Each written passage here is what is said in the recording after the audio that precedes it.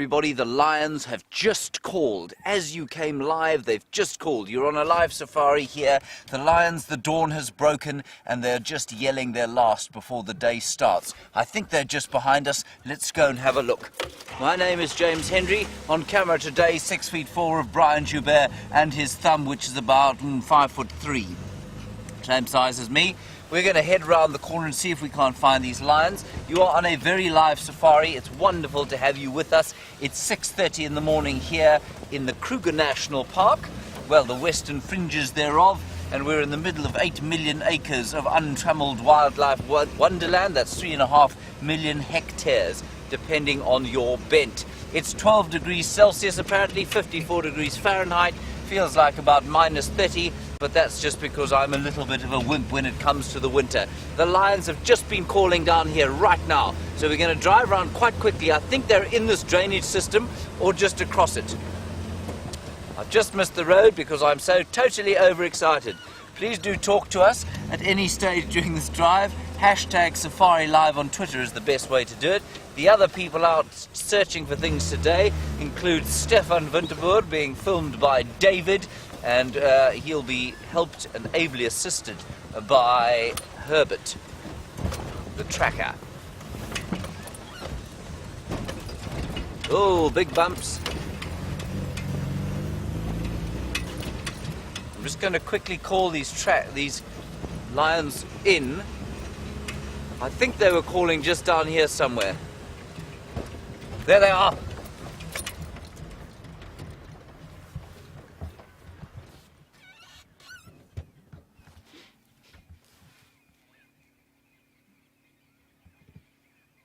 Stations located 2 male lions at Djuma Dam. Animals are static. Isn't that wonderful, everybody? Let's hope they call again. We will get a little bit closer, but let's just bask in the joy of seeing them. Affirmative, 2 male lions. There's another one calling, that's why they've just looked.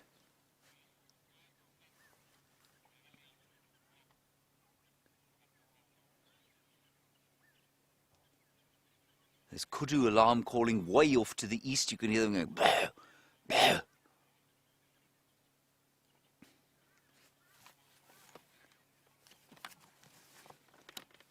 Wonderful stuff.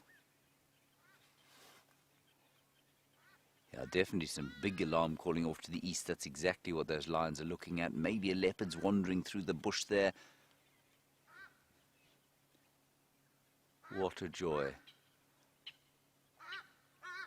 Let's just sit here, everybody. We're about eye level with them. We can go around to the other side, but we've just got such a lovely frontal view of these two fellows before they pass out.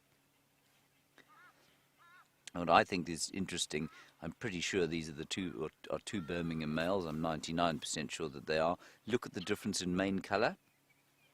You've got a red head there, I guess, and across to the other side, a slightly more darkly grizzled maned one. Of course you can text, no, move in. And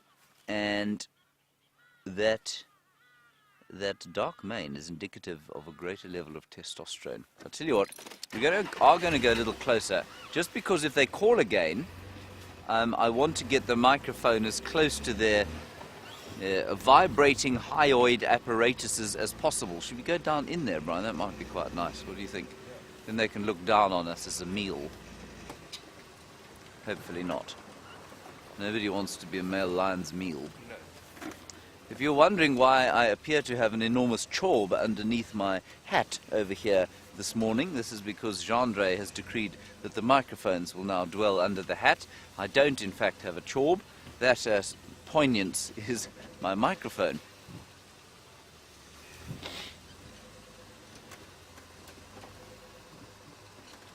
Hello, men. I might have to take a picture of you. That's rather spectacular, having them at eye level there, Brian, if not a little intimidating. Intimidated, Brian? Highly intimidated. You sound utterly terrified. Now they're listening, and hearing things that we cannot hear, because their ears are so much better than ours.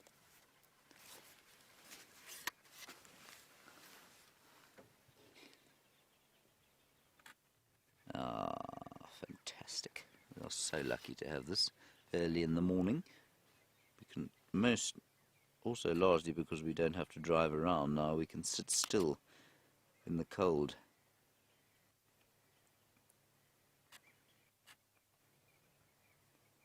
I mean, the light is barely broken on this area.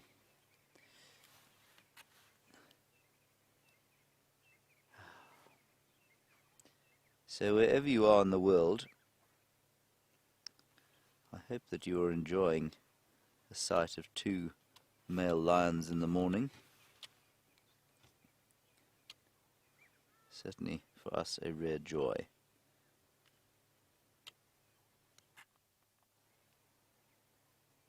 And thank you for your screenshots. This is a great angle to be looking at these things, of course, because they're basically sitting about 3 feet above us, which is fantastic. Normally we're looking down on them. Mimo, you want to know why I'm so quick and sure to say B-boys, or Birmingham boys? I'm really not that quick to say that, because I'm not actually very good at recognizing animals at all, and I just think that the chances of them being someone else are extremely remote, given that they are the right age. They look about 5.5 years old, and I think that I recognize them, but I might be wrong. They've got those scarred noses. In fact, that one, the blondie, is definitely, I recognize a pattern of scars on his nose. That's him there. Yes. Now, we are going to spend a bit of time here and just see if they don't call once more. Hello, Miss LeBeau-Bob. I think we haven't heard from you for a little while, Miss LeBeau-Bob. You want to know if these guys are from a larger coalition? Absolutely they are. They're from a coalition of 4 that used to be 5. One of them, unfortunately, has shaken off this mortal coil, passed on, is now X. We're not really sure how he died. We think he came off second best after a bit of a fight with the buffalo a little while back. But there are 4 of them now.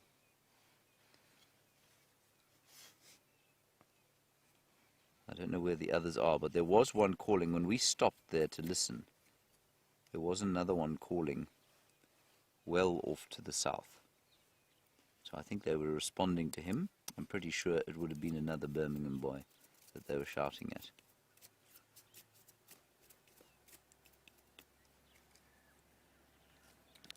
Right, now we're going to just give you a quick look from the dam camera. Now the dam camera, of course, is the camera that is, well, on the dam, isn't it, Brian? And you'll be able to see where we're sitting in relation to these 2 lions. And that's quite a nice picture. Have we got that up, Kirsten?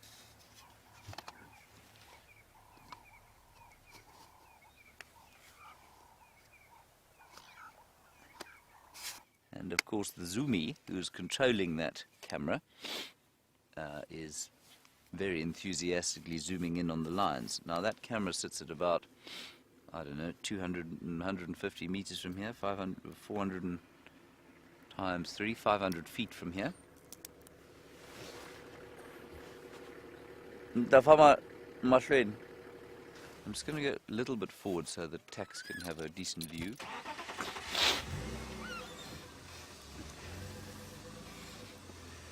Rachel, you say these lions scare you this close, even though you're sitting in Maryland.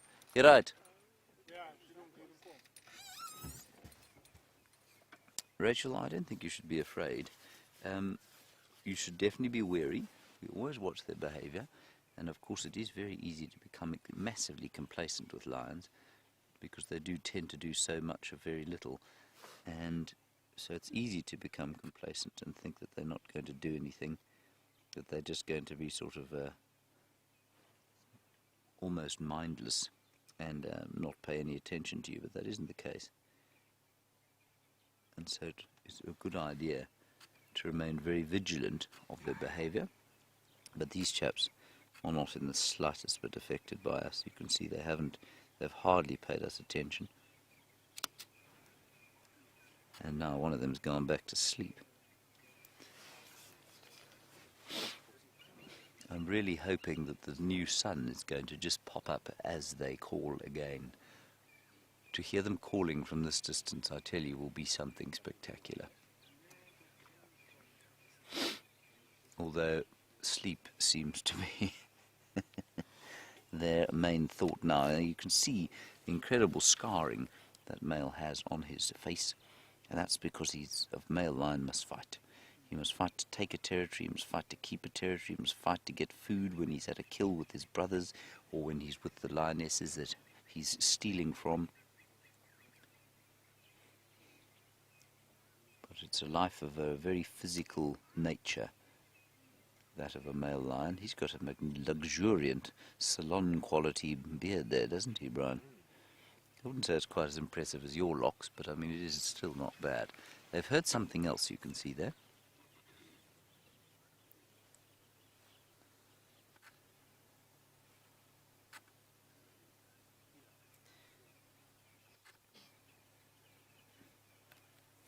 What he's heard, I'm not sure.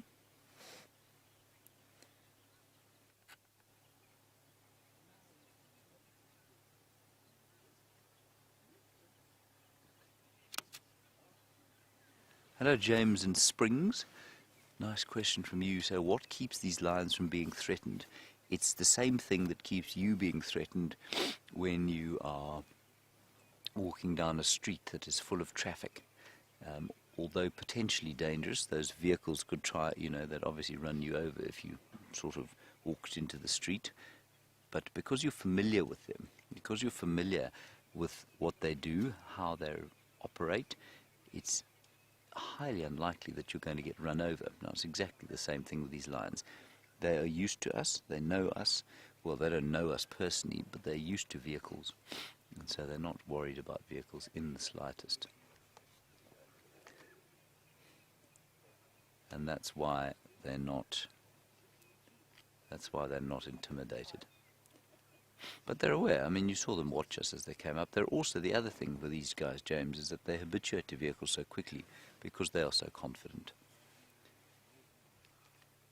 They're completely confident in their own ability. These guys are the dominant male lions of this area. They've got absolutely nothing to be worried about.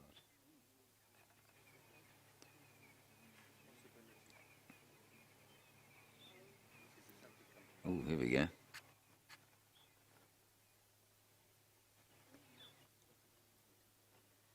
Joe, you want to know about the biggest prey that these two lions would be able to take out? Probably, you mean just on their own? Joey, these guys will take out a male buffalo on their own. They are big enough and strong enough to do that. So, if they really wanted to, they could take out a big buffalo. But I think more likely that they would snack on smaller things, maybe a buffalo cow, or maybe an isolated sort of large nyala or large kudu, but they will eat impala. I think a lot of the time we think of lions being sort of killers of very large prey like buffalo and giraffe and that sort of thing. But in actual fact, they kill quite a lot of smaller things, but we just don't see it. So if these two were to kill an impala during the night, they would devour it before we got anywhere near them. And they certainly look pretty well fed. They don't look fat, but they look well fed. So Joey, yeah, that's what I reckon as far as what they could kill, but whether they would or not, I don't know. Now this chap, is this the chap with the mange? Yeah, I think it is. I think this is the fellow with his mange. Although he's got a very impressive dark beard, he's also got a case of acne. He's got a horrible skin condition behind his mane, which I don't think it will affect him too much. It'll just irritate him. You can see him. He doesn't look very regal like that, does he, Brian? He looks like a sort of sleepy Labrador.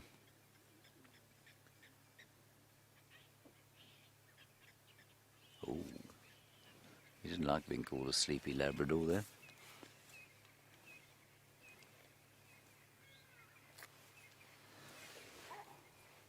There's some baboons calling. They've spotted these lions.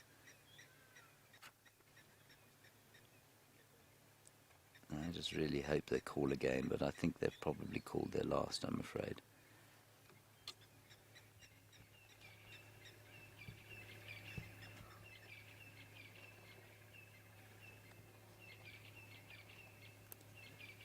Let's see.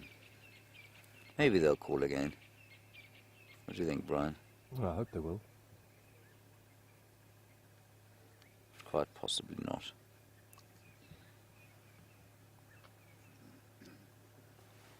Right, while we wait and see what these chaps do, let's go across to Steph and get an idea of what he's going to be up to on foot this morning.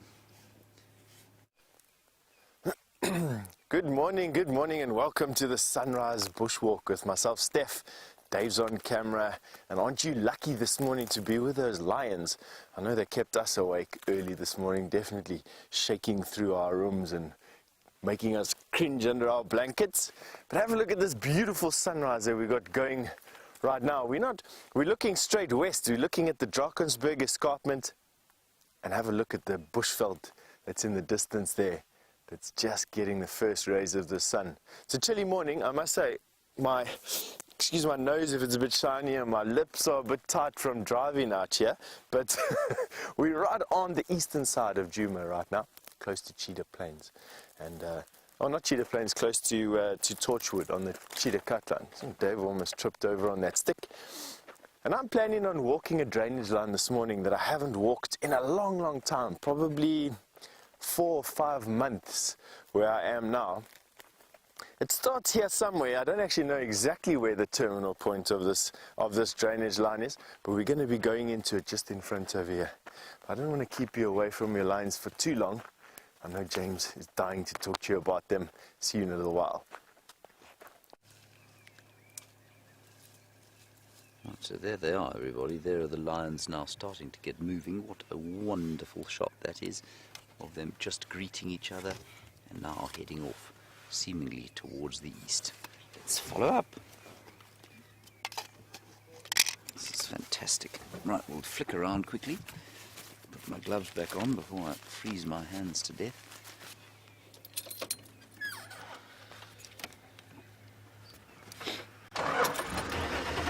Right, we are practicing, remember everybody, for the TV. And that means we're going to do things like advertisement breaks. Of course, that is utterly meaningless to anything you're going to see. We're just going to have it in our ears, and I might practice sort of crossing over to an advert break, which will be totally nonsensical to you. But it is important for the TV stuff that we do. This is fantastic.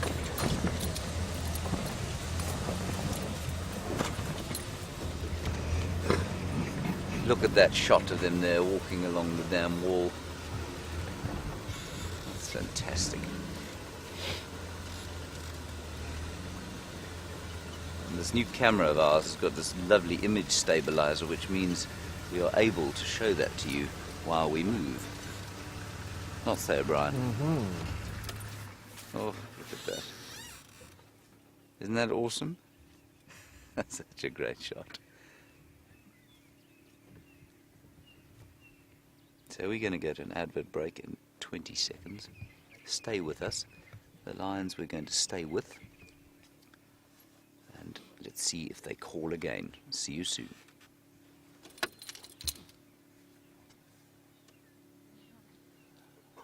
Now, obviously that's completely nonsense. We're not really in an advert break.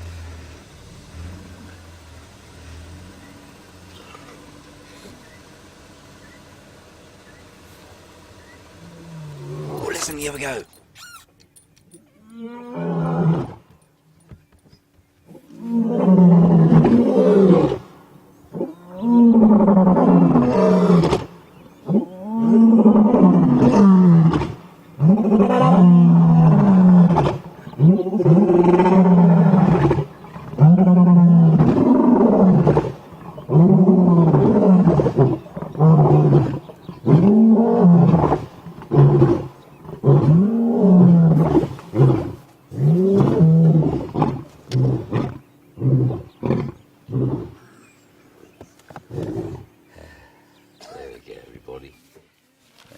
is awesome.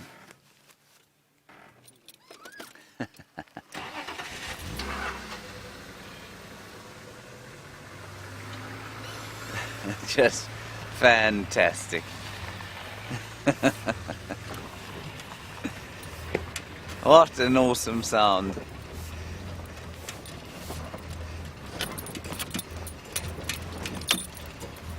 I don't know where they're going to go from here. One's going east, one is just over here.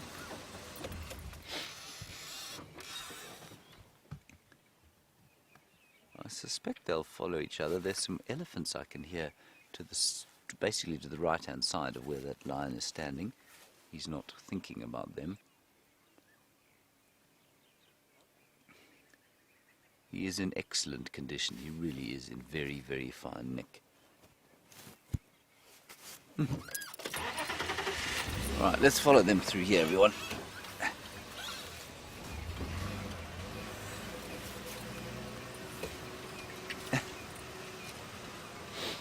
Hello, Pon. Pon, you're a new viewer, and it's wonderful to have you with us. You say, do we feed these lions or do they hunt on their own? Pon, we're in the middle of an open wildlife system, which means that there is no feeding of the animals at all. We watch them and we observe them, but they hunt for themselves completely.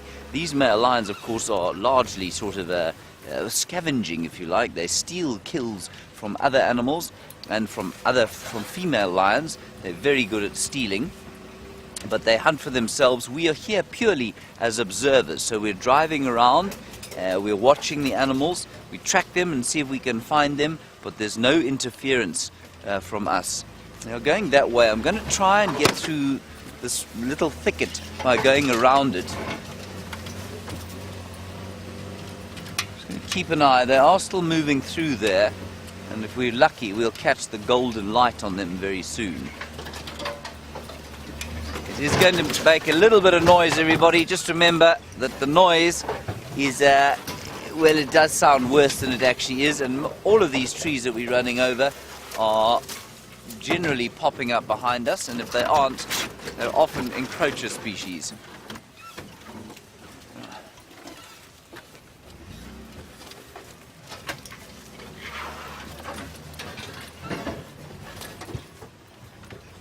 Okay.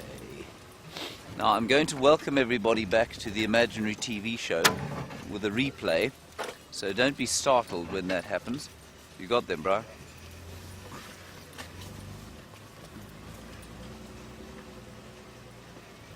There we go.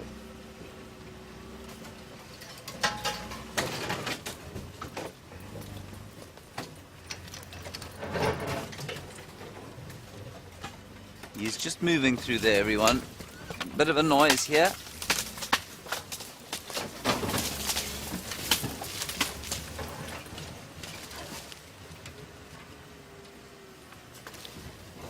There's the other one in front of us.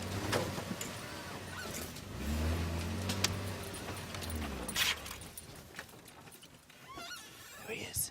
Well, welcome back, everybody. You're live here from the Kruger National Park. The lions have been calling while you were away, so take a look at this. Oh, listen, here we go.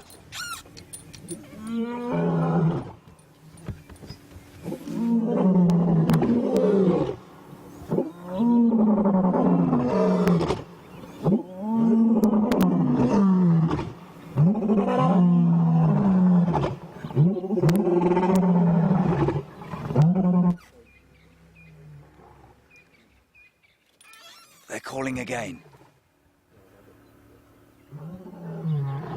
It's just the one in front, the dark-maned one. Let's see if his brother calls.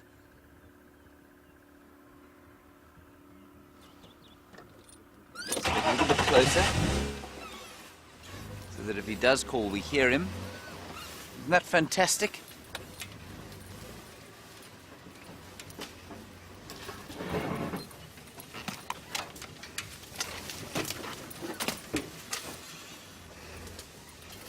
Covey, we are following to Mobile east towards Gari Catline.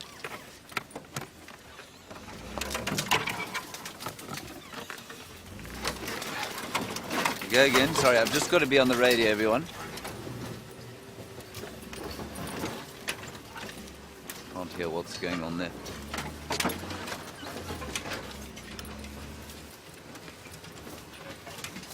Okay, there they are. They're both straight in front of us there. Just very difficult to get a picture while we're moving, everyone. So we'll just get a quick look so that you can see where they are. And then I'm going to move again because I don't want you to...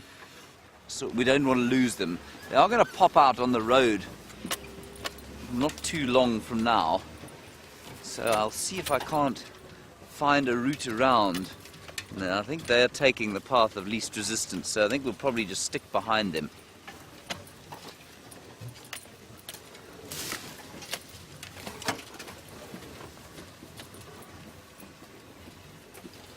They're just through there, straight into the sun. Just get a picture for you there as they go. Isn't that lovely? The light on them is so very beautiful. Okay, we'll try and get out now onto the road so we can get a picture of them before they cross into the drainage. I think they're going to go probably east into a very difficult drainage line area.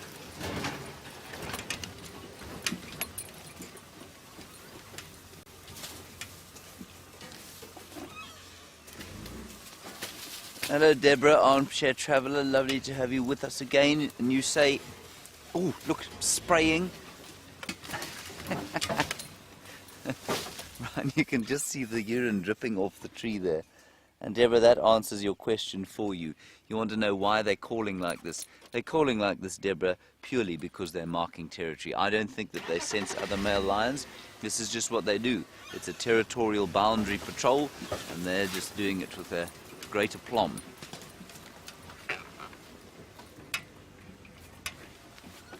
Go again.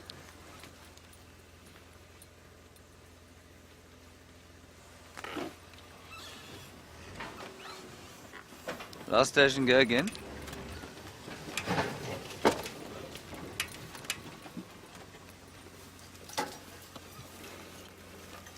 Yeah, copy, it's fuel. Thanks very much. So we've got a bit of a fuel leak that we'll have to sort out.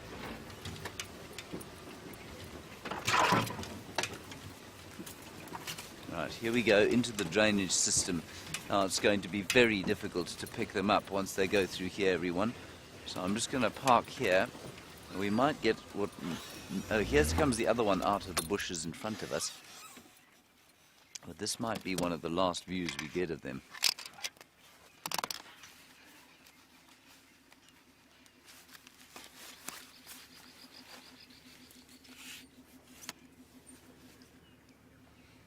Maybe they'll go to sleep down here. That would be nice.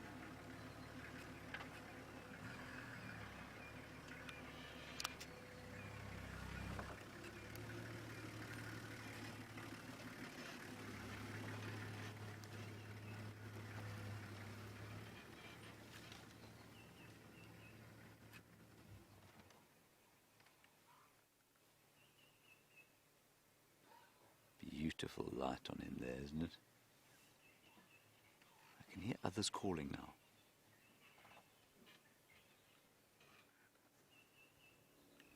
Right, going north rather than east. That's a good thing for us. Although this chap next to us has got very tired suddenly.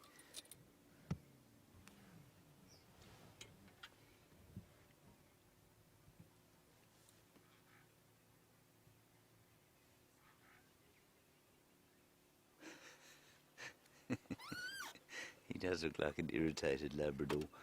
I'm going to move forward. The other guy is going down into this drainage system. This fellow may or may not follow his brother straight or just walk parallel with him.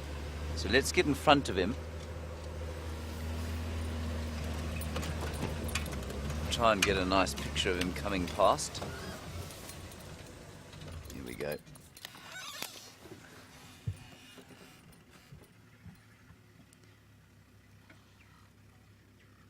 The other one's calling again.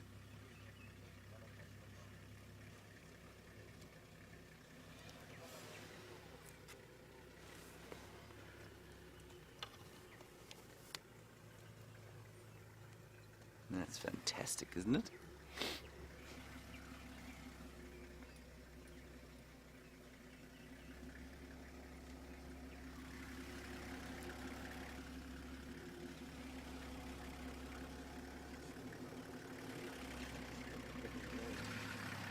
Yeah, I put it on. Oh, yeah. Just warning us. Okay, let's carry on.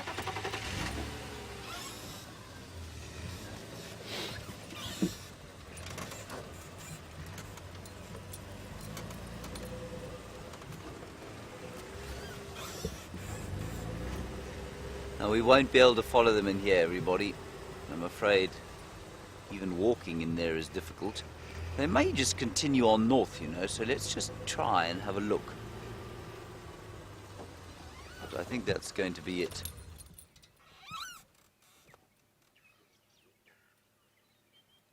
Oh. What a brilliant...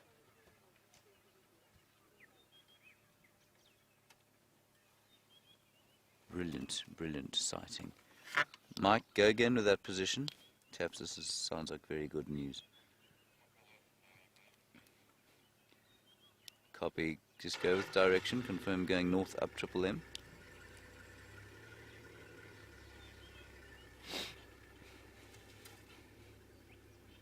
Okay, copy, I'm going to try and make my way there. Everybody. Shadow and her cub are heading towards Vuyatela. So she hasn't crossed over yet, but we're going to go and try and have a look there. That'll be amazing. So these lions have headed in here. We've got a slight fuel leak here. I'm going to have to get out and just have a look. The lions have disappeared down into the drainage line there, so I'm not going to worry about that. Let's go back across to Bushwalk and find out what they're following up on. Oh, sorry. She didn't say cross to Bushwalk. She said they have black screen with them. So hold on one sec.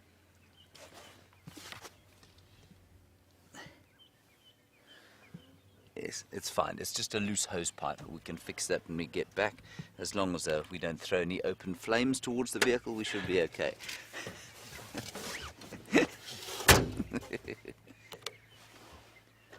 Let's just...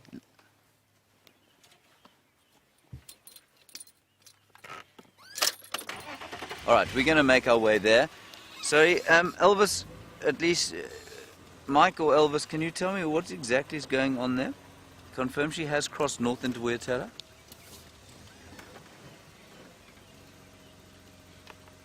Yes. Yeah, no, I understand that. I heard that 3 times. Can you just tell me where and is she crossed into Vuyatela yet?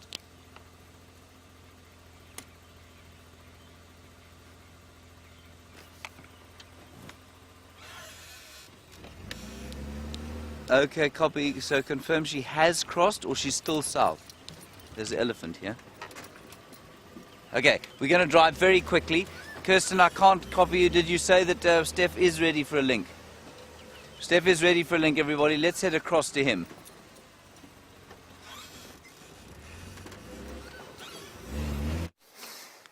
Right, now it's not only the lions like you've been watching that pose a danger to us on foot, it's also the little creepy crawlies, and they definitely what I love looking at most. Welcome back to the Bushwalk, and we found a little surprise for you. Hiding under this log is something that is of the insect world, one of the lions. Come and have a look here.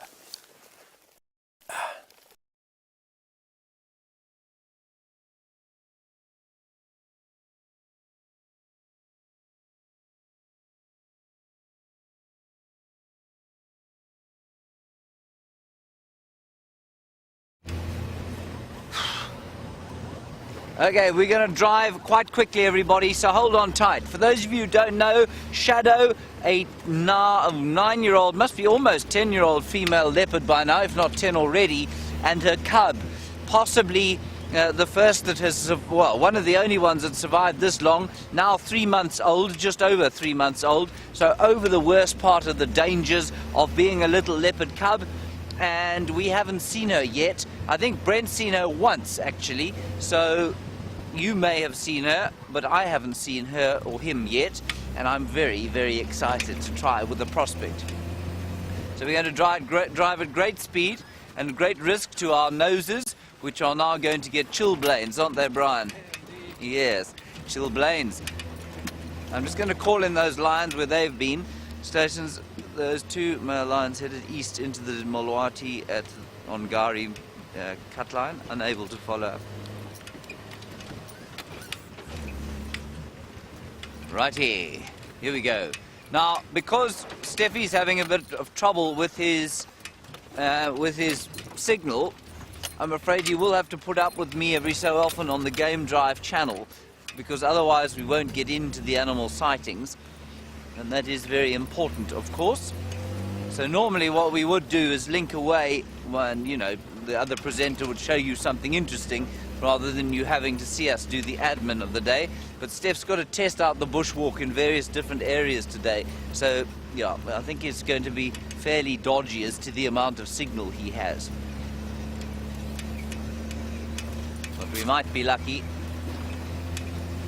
Sun has come out, Brian. It's a wonderfully beautiful day.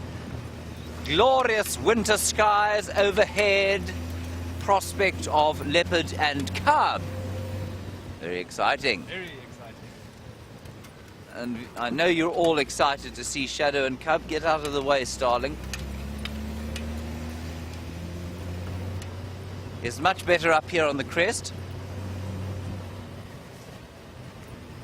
Now, Xavier, you heard that she had 2 cubs. I believe she did initially. I'm not surprised in the slightest that one of them seems to have died prematurely. That's totally normal. Probably only, I'd say, 3 in 10 male leopards get to independence, and probably only sort of 5 in 10 females. And Shadow has had particularly poor luck raising her youngsters. She is yet to raise a youngster to independence, the notable exception being Sindile. And for those of you who don't know, Sindile, now almost 2 years old, he went into rehab, so he had to spend 8 months in a rehabilitation center for a rabies scare. He's absolutely fine. They've released him again. He's okay and seems to be coming back into this area. And so that will be the first cub that she's managed to raise to independence. And so, yeah, I'm not surprised she's lost one of these ones. We don't really know why. One of the theories is that she's, for some reason, very unusually for a leopard of this area, does not hoist her kills. So she very seldom will kill something and take it into a tree, which means that if she does have cubs, they're under the constant threat of being eaten or attacked by hyenas. That said, we watched Karula the other day. She killed a male impala. There was a tree imminently close by that she could easily have dragged the cub into, but she didn't. Not the cub, it's the kill into. The cubs fed on the ground with her, so I don't know that that's necessarily the reason Shadow's been so unsuccessful. Elvis, come in. Elvis, what's your position now? Copy that. I'm on Philemon's cut line. I'll be with you in 1 minute. This is looking great, everybody. It looks like we're going to see it. I'm going to drive very fast, so hold on tight, don't spill anything. Evidence of elephants all over the place. We did have a very brief elephant sighting while you were with Steph for your 2-minute bushwalk, but we just carried on past them with the prospect of Shadow and little baby cub in the offing. Just to keep you posted, Karula has gone south again. Looks like she killed again last night, and she dragged her kill south out of our traversing area, and so she's fine. She's killing with an astonishing frequency. So doing a really good job. And of course, for those of you who are new viewers, the 2 leopards I'm talking about, Karula, a 12-year-old female. She is the mother to Shadow, who we're hopefully going to see now, and she's also got 2 little cubs, now 4 months old.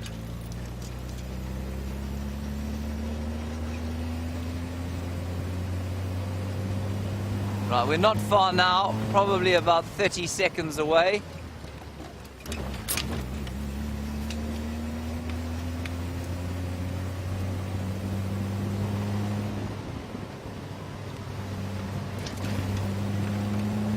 Here we go. Sorry, I know this is very fast, everyone, but I'm just worried that she's going to go into some thick bush before we get a glimpse. Elephants have left booby traps all over the place. Hold on. Ow. I can see the other vehicle. And this is Elvis again. Elvis has found us some incredible sightings over the last few weeks. He has an incredible skill in the bush. I don't want to make a noise, obviously. We want to arrive quickly, but then drive slowly once we're there. There.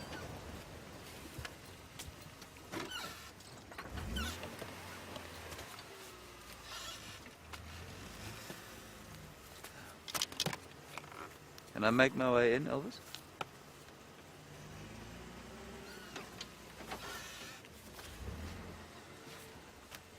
He's lost her. Doesn't know where she is. We did see her here, though. Elvis confirmed she went east?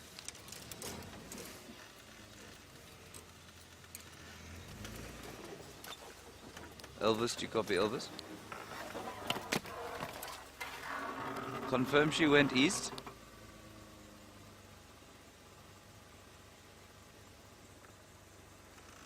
Actually, I don't think he's seen her. Elvis, andi gutu kahle. Awubonanga ingwelea. Sorry, excuse me one sec. Okay, so awukumanga mara vari ingenele. I'm just trying to find out exactly what's going on. I think somebody saw her coming in here, but Elvis has not actually seen her yet. I can hear squirrels behind us. Squirrels going crazy behind us. Can see tracks of hyenas on the road. So, I don't know. Let's just go forward slowly.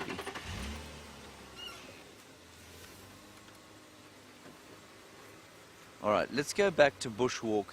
Steph is up and running. Let's go back to him for now, and while I try and figure out what's going on here.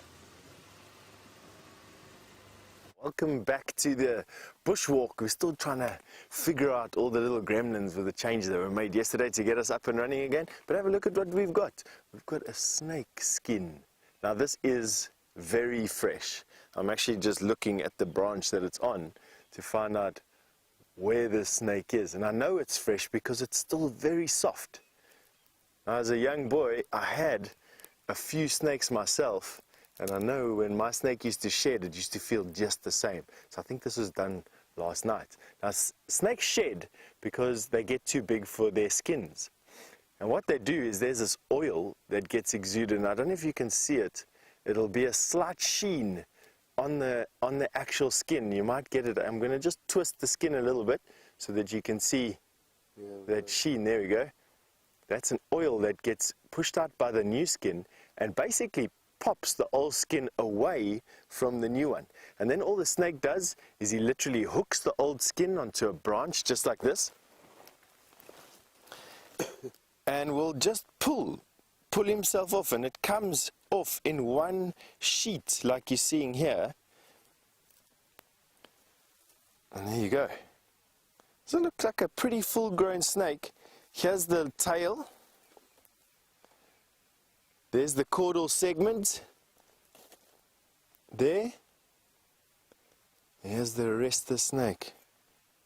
Now, Red, welcome. Good morning, Red. You've asked me what kind of snake this is. It's actually it's a good question, that, Red. It's difficult to tell without obviously seeing the colors of the snake and the habitat that the snake lives in. But judging from the fact that this skin was found in a branch, it's actually quite a robust skin. It's quite a thick snake that you can see here.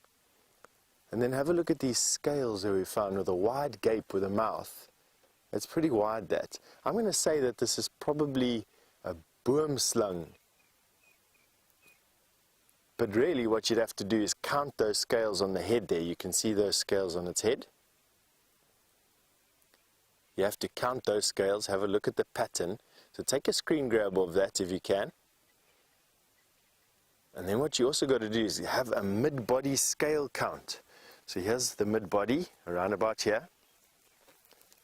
And what you do is you count the scales in a row. So 1, 2, 3, 4, 5, 6, 7, 8, 9, 10, 11, 12, 13, 14, 15 scales in that mid-body scale count. So you count them in that row there. Now I get 15 scales, might be so between 13 and 15, let's say. So you've got a mid-body scale count of between 13 and 15 scales. You've then got the pattern on the head. So just once again, there's the scale pattern on the head. What you want to do is get a screen grab of that, and then using the mid-body scale count and then those patterns on the head, you'll be able to tell me what snake this is. Now, I don't have my snake book in my backpack, unfortunately, and that has all the mid-body scale counts in there and the back of the head. But if I were to take a guess, I would say that there's probably a boomslang. I don't think it's a cobra, and I don't think it's a mamba, but definitely. Now, Justin, you just asked me if the skin has a smell to it. It does, actually, funny enough. I wasn't expecting it to have a smell, but it does. It's got quite a musty smell. I don't know if you've ever stuck your head into a snake's cage, or in a pet store, that snaky smell. It's a musty reptilian smell. I don't quite know how else to describe it. Ooh, not very pleasant, I must be honest. And we're going to leave it just here. The snake skin itself has no further value to anything except birds. Birds quite often will come and pick up snake skins just like this and weave it into their nesting material. They don't need to do that. It doesn't add any strength to the bird nest whatsoever. But what they do is, I think it's just a bit of decoration, and it's a nice piece of filament. You see some birds in the cities doing it with bits and pieces of floating fabric or floating plastic as well. Same sort of thing. So no, don't know. Good. For those of you who are working on IDing this snake, you can absolutely send the answers to questions at wildearth.tv, or you can send it through to the hashtag Safari Live, and I'll share it with everybody once you've decided to give it in. Now, I was just asked a question, I can't remember who from, but I was just asked a question as to, are the snake's colors on their skin, they're obviously not carried through to the skin. It's obviously inside the scale, and you're 100% right. This is just a covering, the skin. The scale that's underneath is the one that actually holds the color. As you can see over there, absolutely no color, just that faint sheen from the oil that was exuded. Nice. All right. I think that's that for that snake skin. Let us carry on, see what else we can find over here. It's the sun has finally decided to crest behind us, and I'm warming up my hands. Siberia Zumi is also watching this morning. Good morning, Siberia. You've asked me, do I have a favorite snake, or do I have a favorite reptile or insect in the bush? That's a good question, Sabi. I have a favorite animal. I quite enjoy honey badgers, followed closely by hyena. And then I'm going to say to you that I don't really have a favorite insect other than a jumping spider. I think jumping spiders are one of my favorite insects. Other than that, pretty much everything holds my interest out here in insect or reptilian world. I'll stick my head into most bushes to go and find what I can find inside there, and take great pleasure from almost all of them. Definitely. Oh, I love combing through these bits and pieces of detritus that elephant leave behind. They can sometimes give you the most fascinating discoveries. This is a fairly old knobthorn. As you can see, the branches are busy breaking and decaying as fungus and whatnot makes its play. Quite often just by detaching these pieces of bark, you get to see the most amazing things.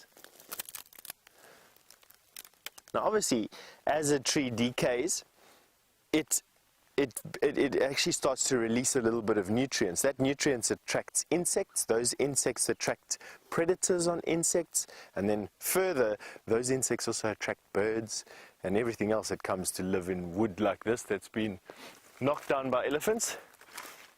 This is quite an old knobthorn kill, for lack of a better word.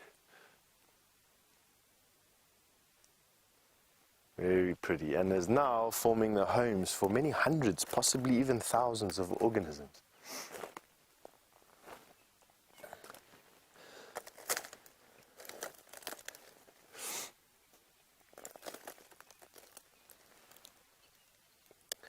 James, good morning, James. You've asked me which insect has the longest lifespan out here. I'd probably say one of the borer beetles, or even the definitely the spiders. One of the spiders, I'd say the baboon spiders have one of the longest lives at 27 to 35 years. But you have some wood-boring grubs that live in trees like this one behind me. They spend years getting enough energy to turn into something different, like a cicada, for instance. They can be anywhere from about 15 to 17 years, cicadas and some wood borers. The big borer beetles, the big giant click beetles, let me just think here quickly, shake the cold out of my head. The acacia click beetles, or the giant click beetles, any of your jewel beetles, they're all wood-boring grubs. They take many, many years, sort of 10 to 15 years to mature. Some of your ant queens and your termite queens, they are recorded at living anywhere from 17 to about 25 years. And then your baboon spiders, which are up to 27 to 35 years. So yeah, quite a long time in actual fact. I mean, we all think that insects are quite seasonal and that they don't live for a long time, but yet there are these grubs and there are these immature stages and the mature stages of some of these animals out here that definitely live a long time. As I walked up to this rus, I quite enjoy these russes at the moment. You've shared this many times with me on these safaris before, and these flea beetles that sort of just disembark as soon as you get close to these trees. Yeah, we have one here that hasn't quite seen me just yet. Oh, there's even one that's just landed on my hand. Have a look at that. So there's one that's just come back to the bush, flew away when I got back in here, and then all of a sudden jumped onto me. And you can see, there he is there with those quite overly developed, and I'm going to say grossly overdeveloped back legs, because it's very rare for beetles to have jumping legs. In actual fact, I don't know of another beetle on the face of this planet that has legs designed for jumping. Have a look at this. Let me bring it a bit closer so that you can see it in the light here. There we go.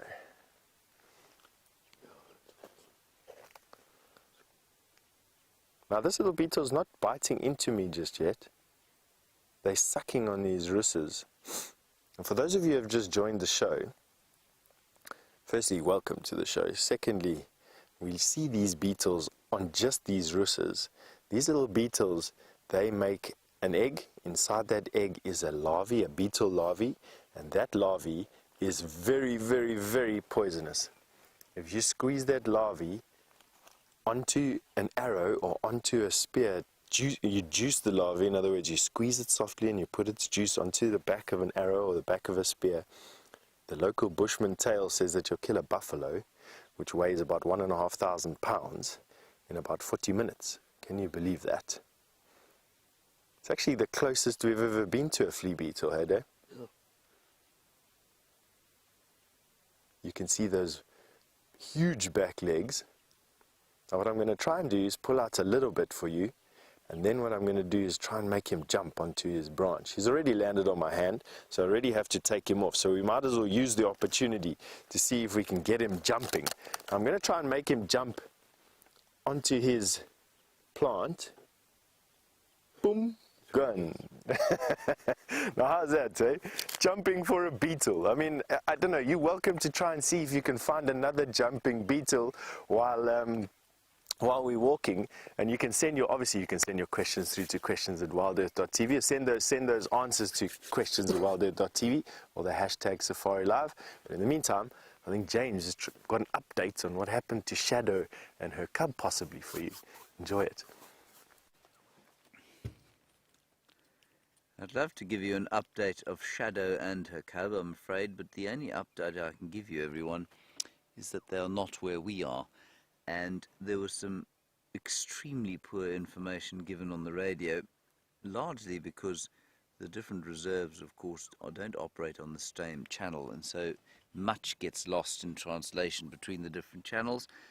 And basically what happened is, we think she is on Vuyatela, she's on Djuma, but she crossed a long way to the west of where we initially thought she had, and that was about half an hour ago, so we're not sure exactly where she is, but we're going to look around here. Quite possibly in this block. She was heading in this direction. It's possible that she killed and went to fetch the cub and is bringing the cub this way. So that's what I'm hoping's happened here. There's no real other reason for them to be moving around together unless she's taking the cub to something specific. So either in here, she could have crossed the road up in this region somewhere and be in this block. So that's where we're going to have a look. Go ahead, F.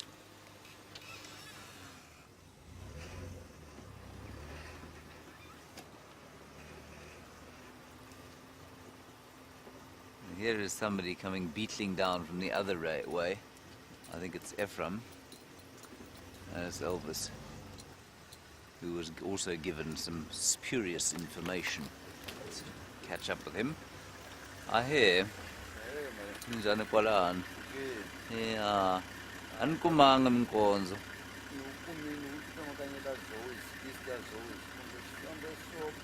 Ukume mkonzo? Oh. Okay. La. Tikati ingene la. Nditwe ti squirrel, ti rila. Loku ndikuvitana le. Yeah, I'm sure. Okay. All right. So Elvis says that he did find tracks, and he reckons that she's come in here. So that's good news. And I heard some squirrels alarm calling just after we handed you over to Steph. So maybe she's in this way. We're going to go down the road towards the old hyena den. That's kind of the area where we thought she was.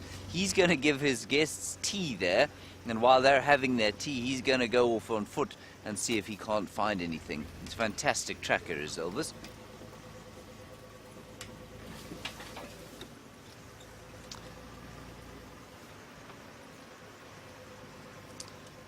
Hello, Justin. I'm not entirely sure about the answer to this one, but I'm going to, I will defer it to somebody who will know better, perhaps one of our leopard experts.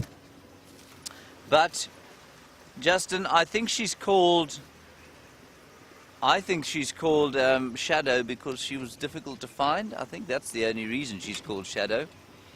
And Shadow, of course, a ubiquitous name for animals that are difficult to find. So I think that's what it is.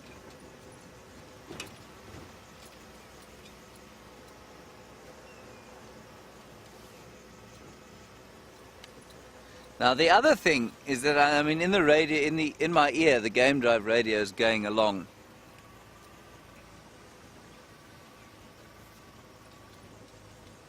And Ellen, I'll get back to your question now.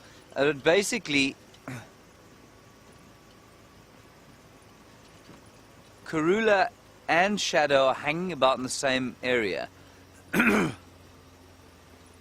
it's possible that their tracks are being confused with each other's, but I don't think so in this case. Anyway, Ellen, you say, is it possible that Karula and Shadow's cubs have been fathered by the same male leopard? It's not only possible, it is highly likely. Tingana was the only male, or the most recently, the male mating most recently with both of them. And so it's highly likely that Tingana is the father of both George and Charlotte, who I've named Karula's cubs, and that is not an official name, don't worry, and Shadow's as yet to be named cub. So the last time I saw Shadow, and I haven't seen her cub yet, like I said, she was in here, and she was knocking about, and Viam and I watched her for a little while, and she walked behind a bush, and there were 3 of us trying to find her. She just disappeared. No idea where she went. So, I mean, there will be a massive amount of luck in finding this leopard if we do find her.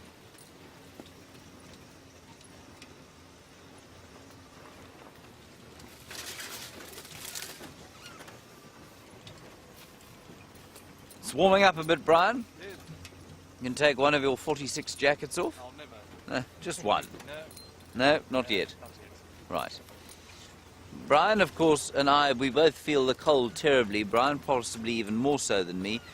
And this is juxtaposed with Brian's insistence on wearing sandals or slip-slops, which means that he has his feet wrapped up in a very substantial blanket, which is quite amusing to watch.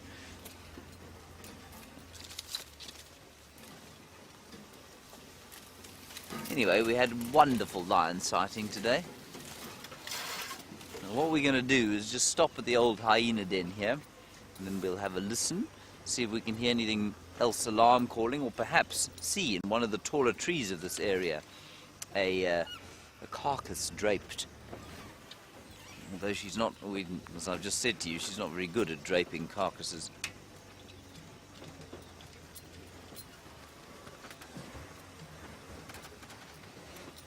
Ah, that's quite interesting. Siberia, Zumi, you make the very good point that Shadow used to be known as Tingana, and that was until the male leopard Tingana came into the area, and then she was renamed Shadow. I'd forgotten that, yes.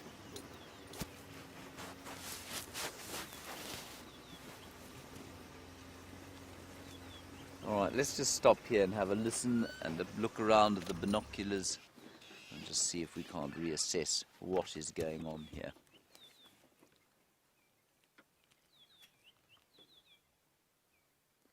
I see a steenbok trotting off, unfortunately not followed closely by a leopard and her cub.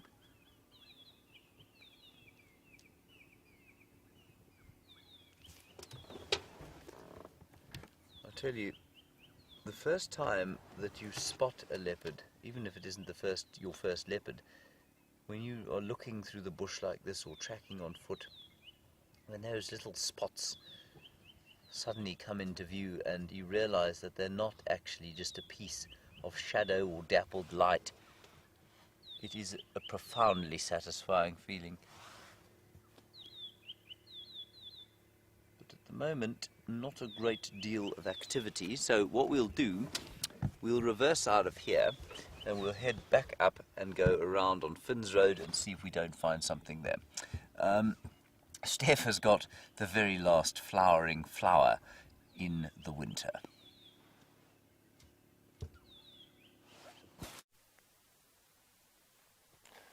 Welcome back to our bushwalk here this morning.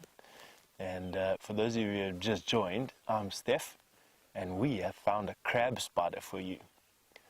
Now this flower-like crab spider is trying her very, very best to act like a flower in the hope that a bee or a fly comes and lands on her.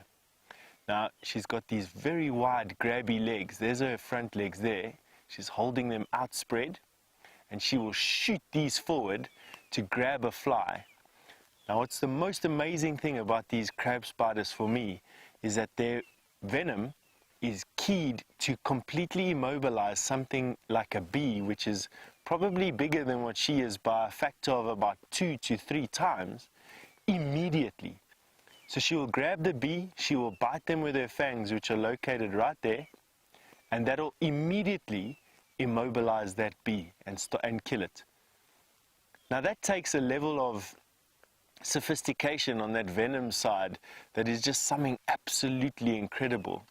And it's no coincidence then that the crab spiders that we find in this country, in actual fact the 6-eyed desert crab spider, is the most venomous creature, or the most venomous spider that we find in South Africa, capable of killing a human being my size with no trouble at all, with just one bite. This, luckily, is not one of them. But come and have a look at another very interesting thing for me. I really enjoy these spiders because they've got such interesting...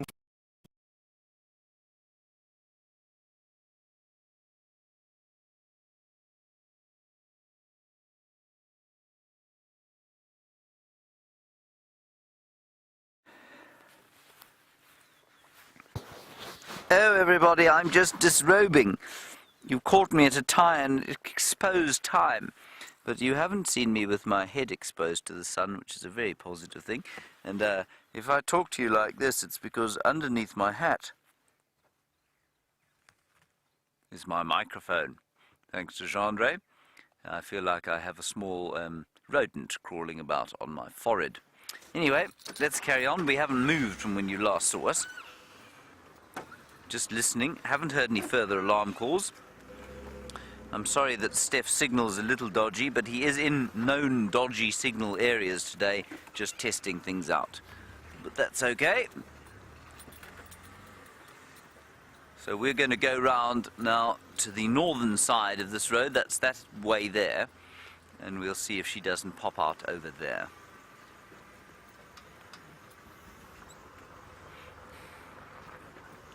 While Elvis walks in here on foot.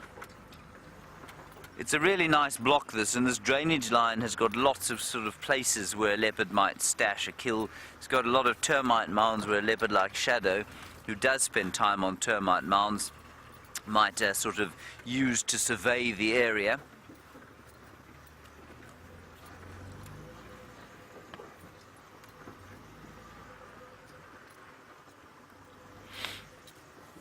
It's warming up very nicely.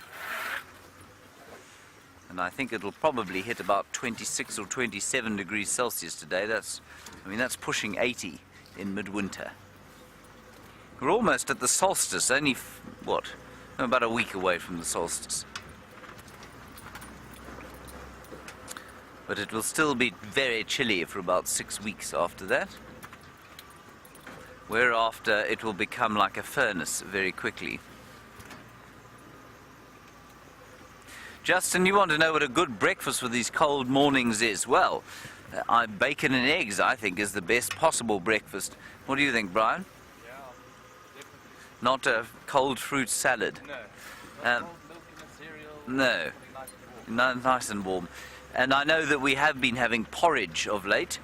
There's been some oatmeal porridge, so those of you of Scottish ancestry will be most impressed with the porridge that we've been eating. I have avoided having the porridge because when I eat a bowl of oatmeal, you can perform open heart surgery on me thereafter because I become utterly anesthetized by it. Some hyena tracks and elephant tracks around here. We're going to just do one loop around here. I mean, you can spend months looking for a leopard like this and not find her. There were some elephants around, so we'll go and have a look at them after this, and then we'll maybe come back here a little bit later. But otherwise, you're going to get very bored just watching me drive around and around one block.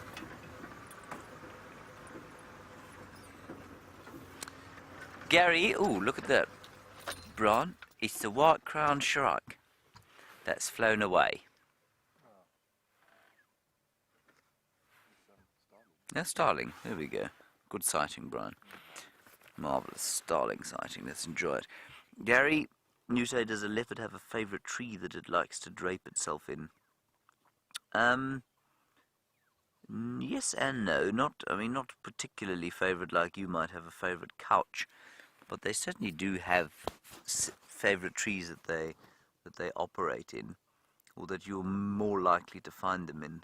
This is actually a very good spot for us to just have a survey of this block. That bird that you're looking at is a Burchell starling. It's a juvenile. No, it's not a Burchell starling in the slightest. It is a greater blue-eared glossy starling or a Cape glossy starling. And you can see that from the fact that it is a glossy, obviously, and the fact that it has a yellow or orange eye.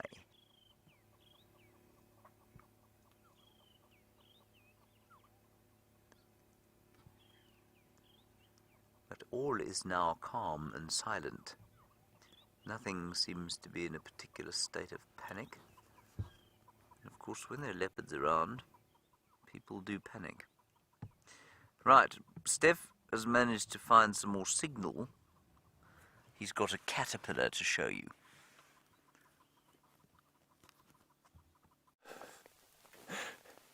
Thank you, James. We did find some more signal. We're definitely working through some of the gremlins still on this backpack for today. We've managed to make some changes yesterday. And although those changes have fixed one problem, they seem to have created some more, which isn't unusual. Don't worry. We'll get down to the bottom of it. Thank you, James. All right. And now that you were looking at that starling, starlings are insectivorous birds. Usually they pick up worms and caterpillars on the ground. But have a look at this caterpillar that we found on this weeping wattle. I just find that the forms that these caterpillars can generate in order to either look untasteful or distasteful or hide their shape is just incredible. The face of this caterpillar is actually over here. And the tail end is on that side there. I'm not going to touch this caterpillar, but I just want you to have a look. And the reason why I'm not going to touch it is because those hairs are quite irritant, and I don't want to get one on my finger and then rub my eye with it or scratch something on the side of my neck. As a young boy, climbing into trees very similar to this peltiforum, I was assailed by these hairy caterpillars at times, and they leave the most unbelievable swellings all over me. But just have a look at what you can while you can get so close with this awesome camera that we have on the bushback, and have a look at all those protuberances and those funny little tufts of hair that they have, all the fantastic colors that these caterpillars have on them. Now they're not that color just to look pretty. They quite often are that color as a warning for animals around. Now the hairs are one thing that says very clearly, don't put me in your mouth, I will stick in your throat and make you swell up. But the colors also tell animals that, or birds, animals, insects, other things, that this is distasteful to taste, or distasteful. Quite often these caterpillars, very similar to those flea beetles we were having a look at a little bit earlier, can synthesize compounds in their bodies that is either very, very poisonous or distasteful, bitter, leaving your mouth all dry. And that's what those colors that you can see there, the white and the black and the yellow or the orange and the red. Aposomatic coloring. Oh, there we go. I've actually managed to get myself out the sun there. See some of its colors and those funky tufts of hair that they've got all over the back and the body. Very nice.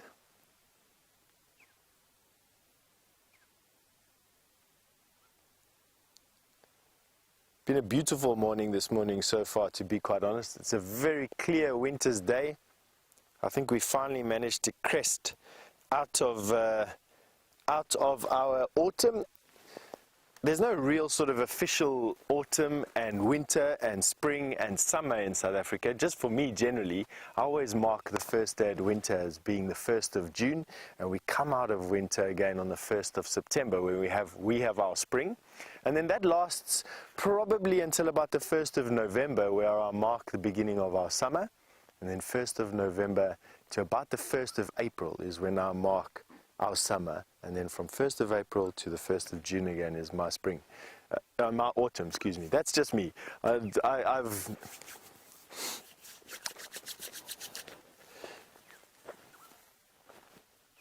Matt, you've asked all the way from Michigan, and it's evening there for you still, while it's morning here for us. You've asked, do I have ladybugs here? Matt, yes, we do have ladybugs here. I'll see if I can find you one. I mean, they are pretty rare this time of the year. They tend to be quite summer orientated, but with us meandering through these bushes, who knows what we're going to find. I'll absolutely keep my eye open for you, Matt. No problem.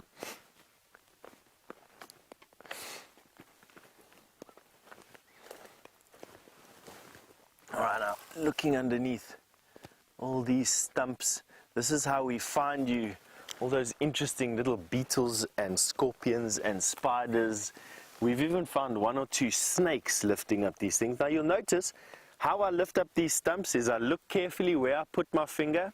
I don't just want to put my finger anywhere, and I generally lift up a stump facing it away from me, giving anything that was living here time to run out away from me, not towards me. As you can see, not much living underneath these stumps.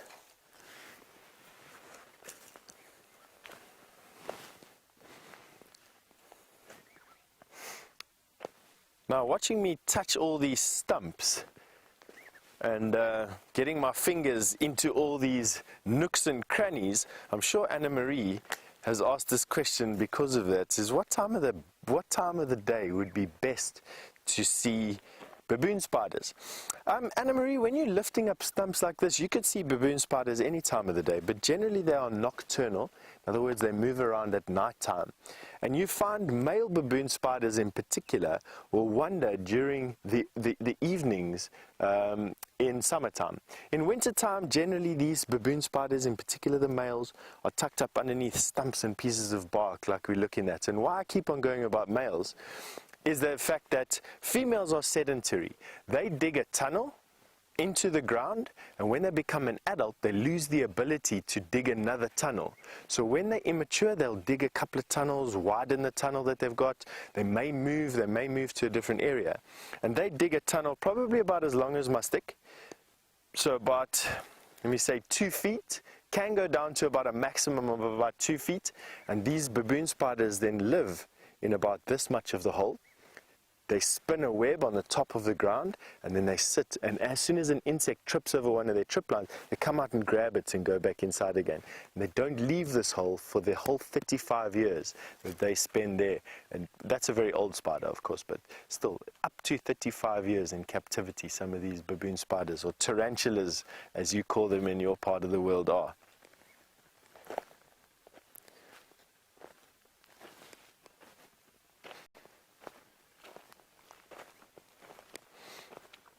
Alright, let's have a last look underneath this stump just before we send you over to James. Nothing that I can see, which means that I can, without further ado, send you over to James for an update.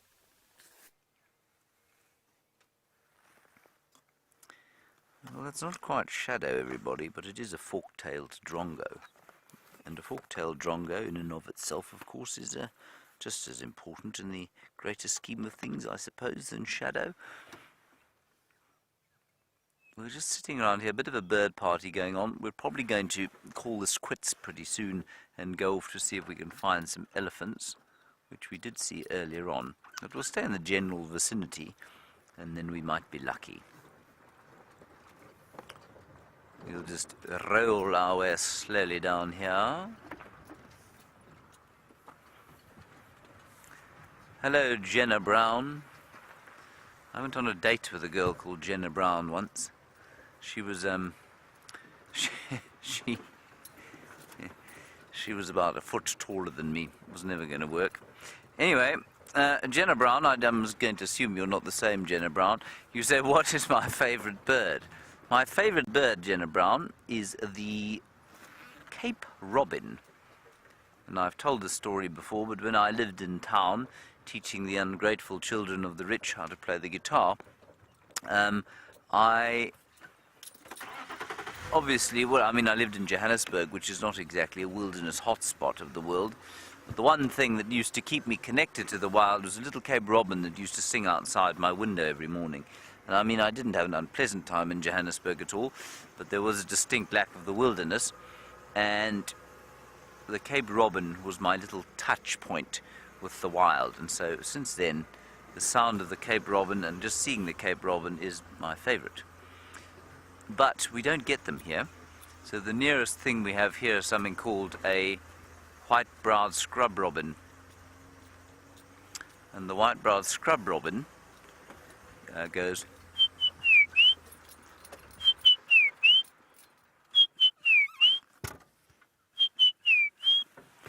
And I'll play you the Cape Robin too. Just simply, we're going to stop here and listen very briefly. I've now got so much nonsense in this car that I'm sure I can find my phone to play you the sound of the Cape Robin. Let me quickly play it for you while we listen out to see if there's anything alarm calling, or perhaps the telltale crunch of bones as Shadow and her cub devour something. This is the Cape Robin's call. Ah, yes. Takes me straight back.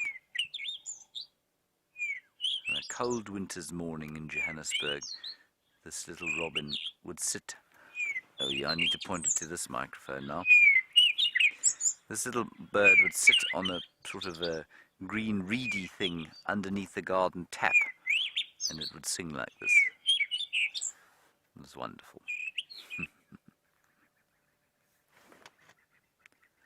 There are some very undelighted francolins calling. They're quite far away. All right, let's carry on, Brian. All right. What say you? Yeah. I suppose I should... You know what? I'm being actually very remiss by not showing you a picture of the Cape Robin quickly. In fact, I'll show you a photograph of the Cape Robin, everybody.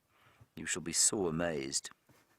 It's not the most spectacular bird in the world, but I think they're very lovely. There's one. Oh, come on. Can you see that at all, Brian? Or was the reflection too horrific?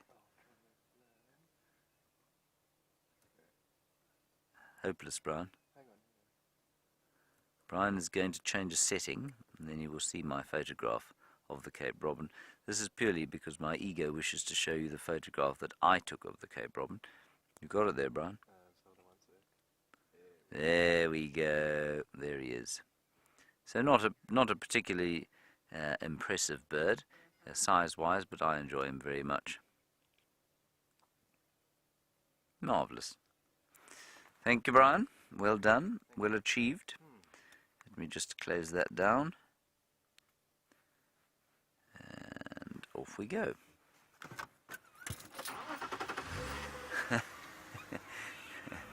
Now, my phone, of course, is supposed to be on aeroplane mode, but I think I forgot to do that this morning. So some junk mail peddler has just sent me a message about funeral cover or some special offer. I also, I'm sure many of you get these around the world, but we get many SMSs out here from long-lost relatives who happen to live in Nigeria, and they constantly have come into great fortunes of money to which they wish to avail, to give to you. If only you'll just give them your bank account details and pay them just 5,000 Rand, you can make $1 million almost immediately.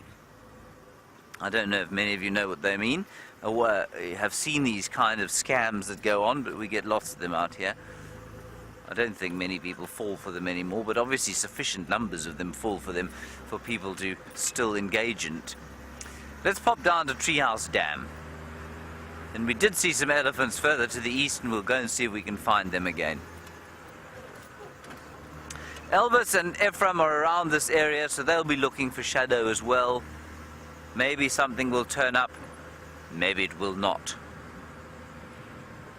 But I got to tell you, it's so tempting to just drive very, very slowly along here because the vegetation is thinning as the winter progresses, and so you can really kind of see into these blocks. I saw a branch that looked like a leopard that I know is not a leopard, but I'm going to have to look with my binoculars anyway. No, it's a branch, Brian. It's not a leopard. But there is the call of the black-headed oriole, which is also a very pleasant call. Particularly poor rendition of that call.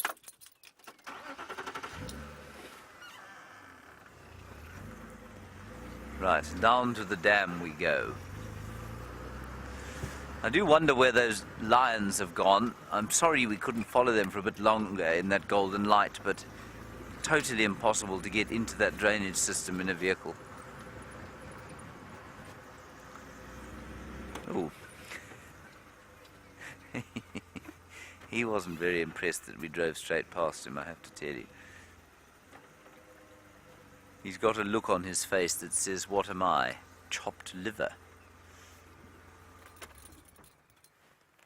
Hello, Beefy.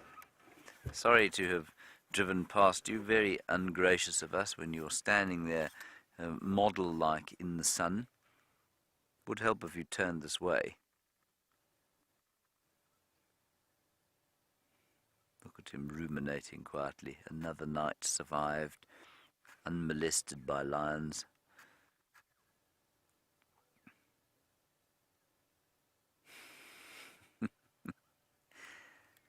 Could you look here? We did stop for you. Come on. Did you see his whole body convulse there? No, you haven't got the whole picture. His whole body convulsed as he put a new bolus into his mouth to chew his cud.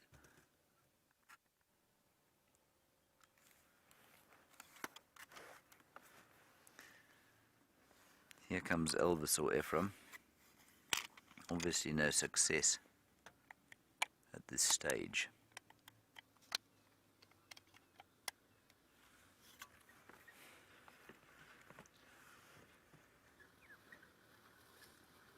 I don't know who this is. There we go, now the Beefy's looking at us. Say hello. Ah, hey, you come in, John. You go here, kui.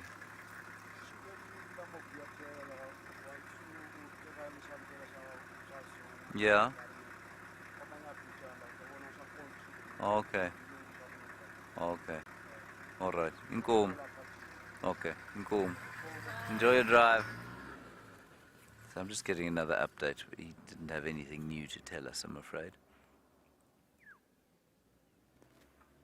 Chewing, chewing, chewing. Now watch his body. When he swallows, it's actually quite interesting to watch. So just keep watching him. I know he's not particularly astoundingly amazing animal in that he's not doing much, but just watch as he convulses and chews his cud. Watch his whole body now.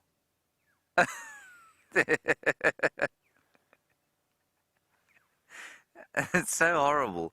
You know, vomiting, of course, is one of the least pleasant things a human being can ever do. But if you're a ruminant, you do it by default all the time, every day. Ugh. Glad we don't have to do that. I imagine that the waves of nausea that come with us being sick don't occur here. And those teeth will grind and grind and grind away. And we've got a couple of examples of those teeth in the tent. And the enamel and dentine of the teeth gets consistently worn away. So the teeth have to grow continuously.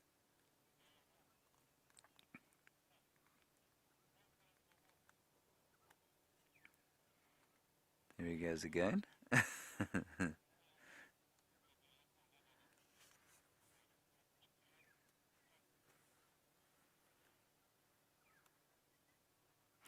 Chris, this is an astounding question. You say, do people wrestle buffalo in South Africa? Chris, I assure you that were this animal to be wrestled, it would be the very last animal that the wrestler ever wrestled, because these chaps are not to be played with. They are very easily upset and very easily threatened. And although that buffalo looks about as docile as a sort of stuffed taxidermied animal, they get very cross very quickly. And quite unlike Daisy the cow, they will take you out at a moment's notice if they feel threatened. So were you to ever get into proximity close enough to grab a buffalo by its horns, I can assure you you wouldn't be coming out of it even if you were the best animal wrestler in the world. No. Chris, they are not to be messed with. Go ahead, Ephraim. No, I just saw Elvis. He said that the tracks, he thought he saw them on Philemon's cut line going north into that block. I didn't see them there, but I was live. So I'm just going to keep checking around this area. A couple of people now trying to follow up on Shadow. Alrighty, let's go to Treehouse Dam and see what we can find there. Chris, I won't be wrestling any buffalo anytime soon. You, Brian? No. No. And I mean, Chris, that animal, just to give you an idea, weighs 800 kilograms. That, if you multiply by 2.2, is roughly 2,000 pounds. So very, very large indeed. And we were talking about the Birmingham boys today, and I know that we saw two of them. One of them died, we think, as a result of an injury from one of those things. That buffalo will toss a lion into the air very quickly and very easily. A lion weighing up 200 kilograms, so 440 pounds, will think twice about taking on an animal like that. So I think a human wrestler or animal wrangler should think more than twice about taking one of those chaps on. Right, we'll have to go and check Treehouse Dam, see what's down there. While we do that, let's head across to Steph and get an update from him. Welcome back to the bushwalk. And while you were having a look at that those buffalo, which are quite nice, we found a buffalo thorn. Now, while not as dramatic to look at, and this one is definitely dead, these ones definitely don't smell as bad. But why I wanted you to come through here is to have a look at this buffalo thorn. You can see that there's a hook thorn and a straight thorn. And if I turn it slightly, you'll notice that the tree follows a zigzag path, always away from the pointy thorn, not the hook thorn. And a very dear friend of mine, a tracker of mine, a guy called Richard in Duban, he told me that this tree is a life lesson.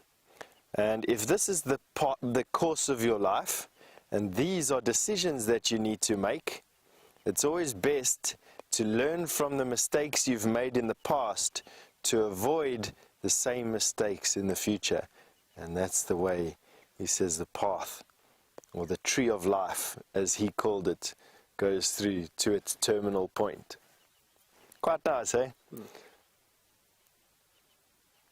So just to reiterate again, the path of one's life is a zigzag, and that there's every zig, there's a decision to make, and it's wise to learn from the mistakes you made in the past to avoid the same mistakes you make in the future.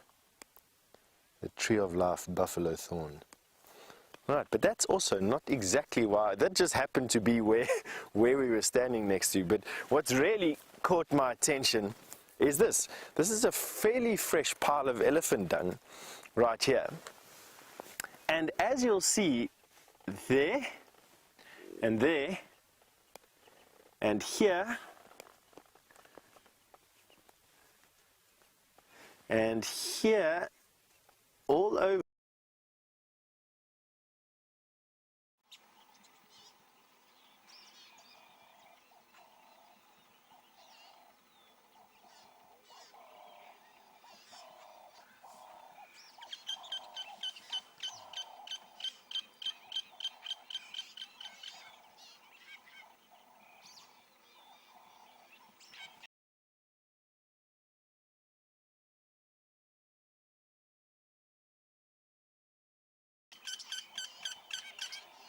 Sorry about this, everybody. Perhaps something has pushed over the Gari repeater, just like the elephants have pushed over this marula tree.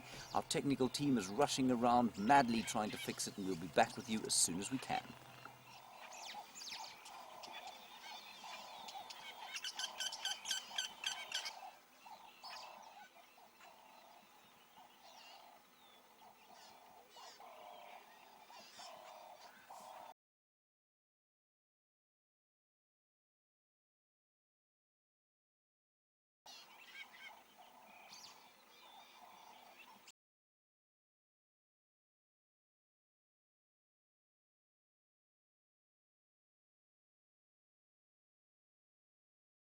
Sorry about this, everybody. Perhaps something has pushed over the Gari repeater, just like the elephants have pushed over this marula tree.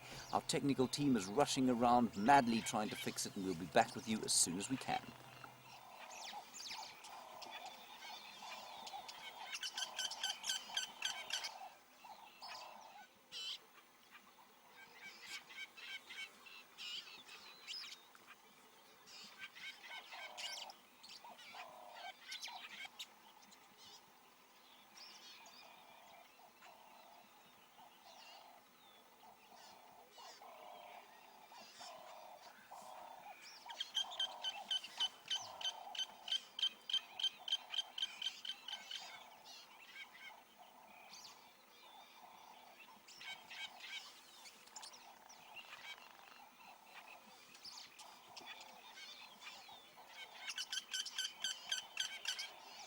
sorry about this, everybody. Perhaps something has pushed over the Gauri repeater, just like the elephants have pushed over this marula tree. Our technical team is rushing around madly trying to fix it, and we'll be back with you as soon as we can.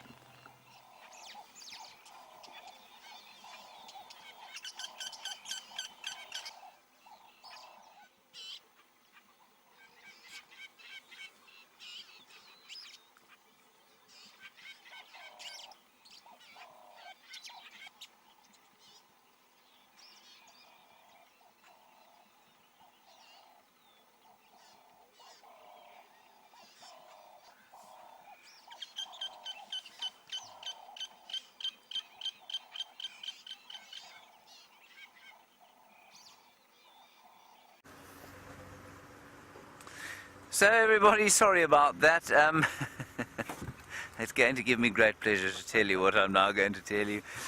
Brent Leo Smith is currently in the final control, and to his credit, he's trying to get hold of Arathusa. We're trying to get it, initiate a system where we can talk to them without actually having to be there. But he commandeered one of the radios in the final control and managed to seemingly destroy the entire stream. We're not sure exactly how he managed it, and I'm going to rag him, of course, consistently from where I'm sitting, knowing that he's totally unable to defend himself. He can just sit in the final control and steam as I blame him for what happened.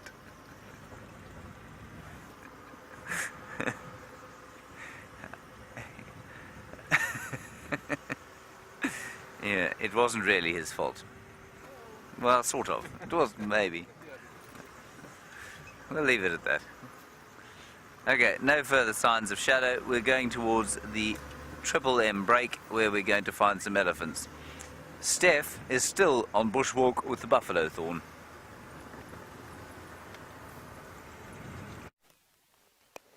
Welcome back to the bushwalk. And if you've just joined us, I'm Steph, and we are walking around here live in the African bush, and we've got a puzzle. And it's a puzzle that even myself and Herbert, with all our combined experience and all our combined knowledge, can't yet fathom. We don't know why this is the puzzle. We don't know why there would be all this effort made by a dung beetle to make these dung balls and then just leave them. Why would these dung balls be buried in this dung pile and be left? Now, as I'm speaking to you, I'm thinking about what dung beetles are. They're classed into, broadly, 3 different types of dung beetles. You get dung beetles that make balls and bury these balls underneath the dung pile. Then you get dung beetles which bury their balls inside the dung pile. And then you get dung beetles which transport their balls from the dung pile away. So again, under the dung pile, it's called an ectocoprid. Inside the dung pile, an endocoprid, and moving away from the dung pile, a telecoprid.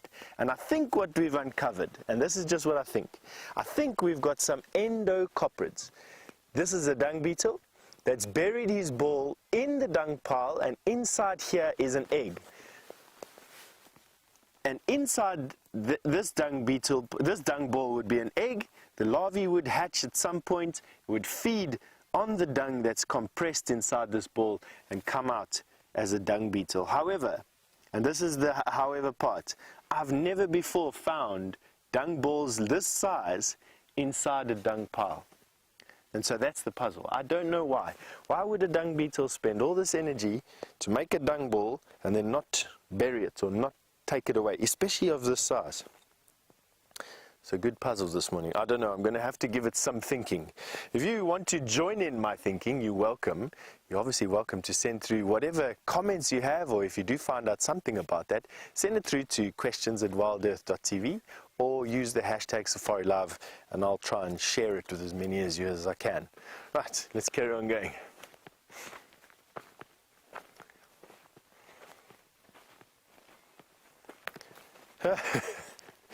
Kathy, all the way from New York. Good morning to you, Kathy. Kathy, you just said you've never seen any guide show you an earthworm, and do we have earthworms here? We absolutely do have earthworms here, Kathy. They only really come to the surface where we can show them to you, though, during very, very wet days. Not only that, but they're also nocturnal. They tend to move around at night time, even when they do come out onto the surface, even when their tunnels have been flooded. Although it's not impossible to find earthworms, Kathy, all we need to do is dig to where there's water, and then we should find you an earthworm or two. Difficult, and not with this little stick today, I must be honest. this time of year. But yes, we absolutely do have earthworms here. As to showing you why we don't show you, generally it's because they're nocturnal for the most part and only really come out of their subterranean tunnels when they've been underwater for an extended period of time.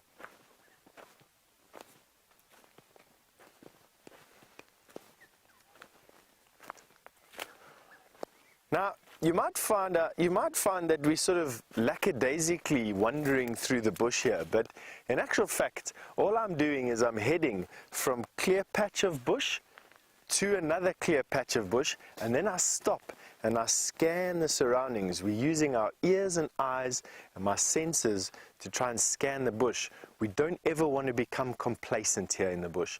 The reason for that is because anything can be in this bush. Elephant, buffalo, rhino, lion and leopard, and they all pose a significant threat to us. So we're quite careful when we move through the bush like this. But on that note, and because Providence has given it to you, James Henry has an elephant he's just bumped into. Well, indeed, James Henry does have an elephant, as does Brian Joubert, and therefore as do all of you. There is our elephant. And he is a massive, massive bull, probably about 500 feet from us. But every so often you can see him lift his great head. Here he comes. I think he's going to come towards us. I hope he's going to come towards us.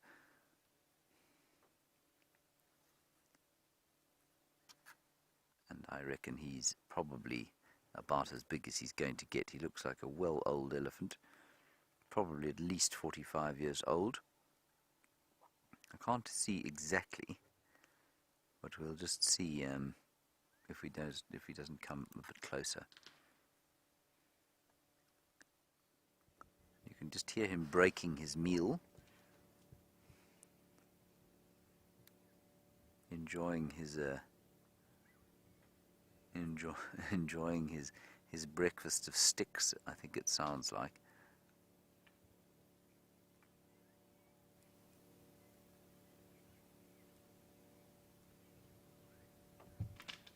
But it's just turned into one of those beautiful winter's mornings when there's a little bit of nip in the air, but the sun is warming us, and I've no doubt that that elephant is enjoying the sun almost as much as we are.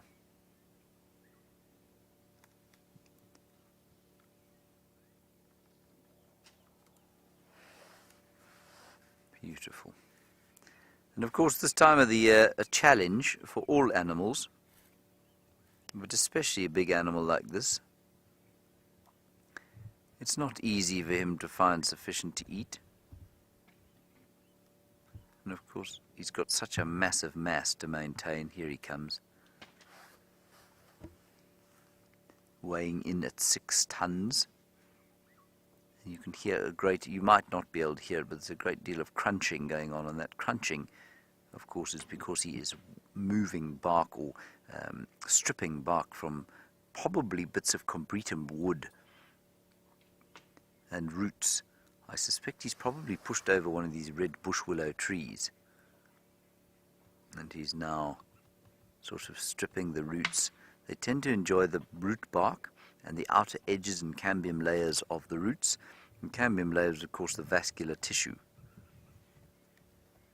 of the plants, carrying water and sugars and various other minerals. But you can imagine, I mean, you've all stripped a piece of bark before, and you know that I mean, they're not very there's not a great deal of flesh there before you hit the dead wood. And so it's not easy for an elephant to get sufficient to eat from that sort of thing, and it's why they must continually eat all day long. A big fella like this eat up to 300 kilograms of food in a day. That is a massive amount. That's 660 pounds.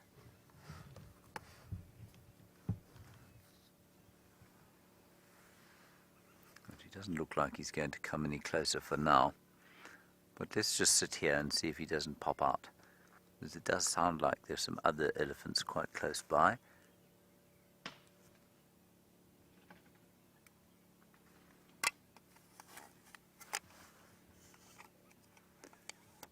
Keeps looking like he might step forward, but I think he's behind what he's eating.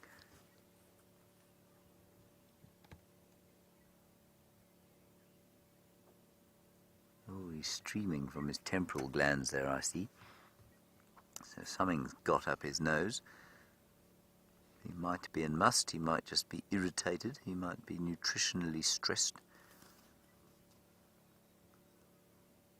He's had a fight with a lady. Causes me to stream from my temporal glands.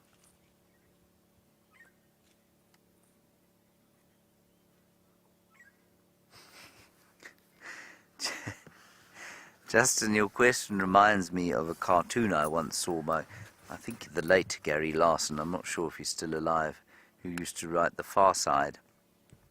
And you want to know if we could, would we put a collar on, and if there was such a thing, and of course this is just a thought experiment, if there was such a thing that could translate animal calls into English, would I do that? And if so, what animal would I put it on? It reminds me of this cartoon where some sort of a fictitious scientist did just that, and he designed something to put on a scientist's head, and then he would walk down the street and you could hear what the dogs were saying in English. And I don't know if I'll describe this correctly, but you had the speech bubbles coming out of the dogs going woof, woof, woof.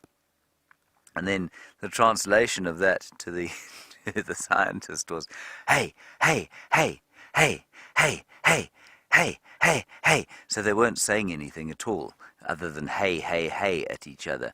And I don't know why that makes me think of this. I think elephants say a lot more than hey, hey, hey. And I think were we to have a collar that could translate elephant dialogue, I think it would be amazing. And just on that, Justin, you know, they've identified at least 35 or 40 different calls that elephants make.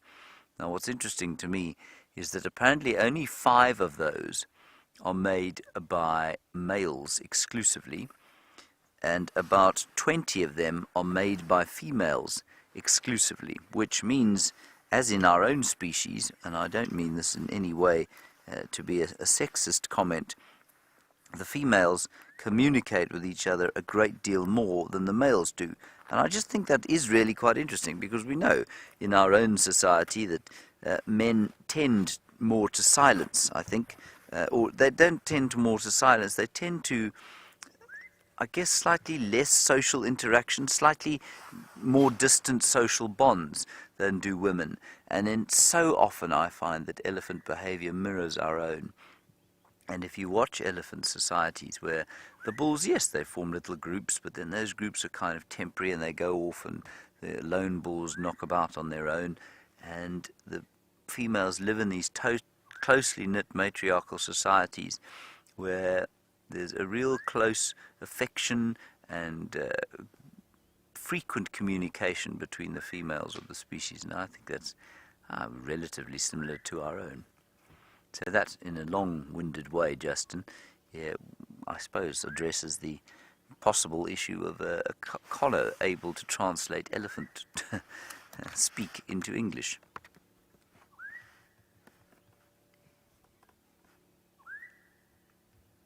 I often wondered, these people who say they can speak to animals, and I'm not for one second saying that they can't, but how it is, or in what language the animals talk to them, or how they get an understanding of what the animal's saying. I mean, what happens if it was a leopard that grew up in India, for example?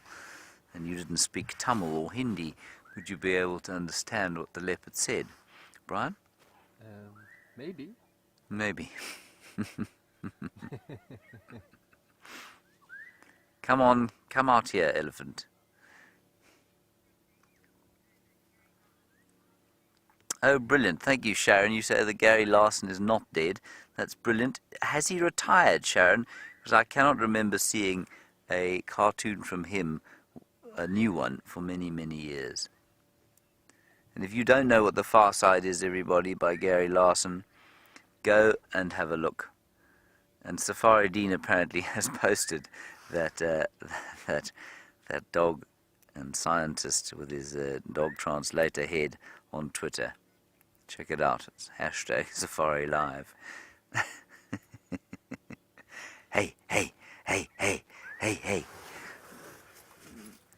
And he retired, gee whiz, 11 years ago. That's quite, no, he didn't, 21 years ago. Lucky old him. Alrighty, I don't think this fellow's going to come any closer to us. I think he's far too intent on his bushes. So let's go forward, see if we can't find something else. Marvellous sighting, that. Love seeing an old bull like that. It's so peaceful to watch an elephant bull just feeding quietly. Now there's an oriole called... Oh, we never see these... Oh, you stupid bird! It goes...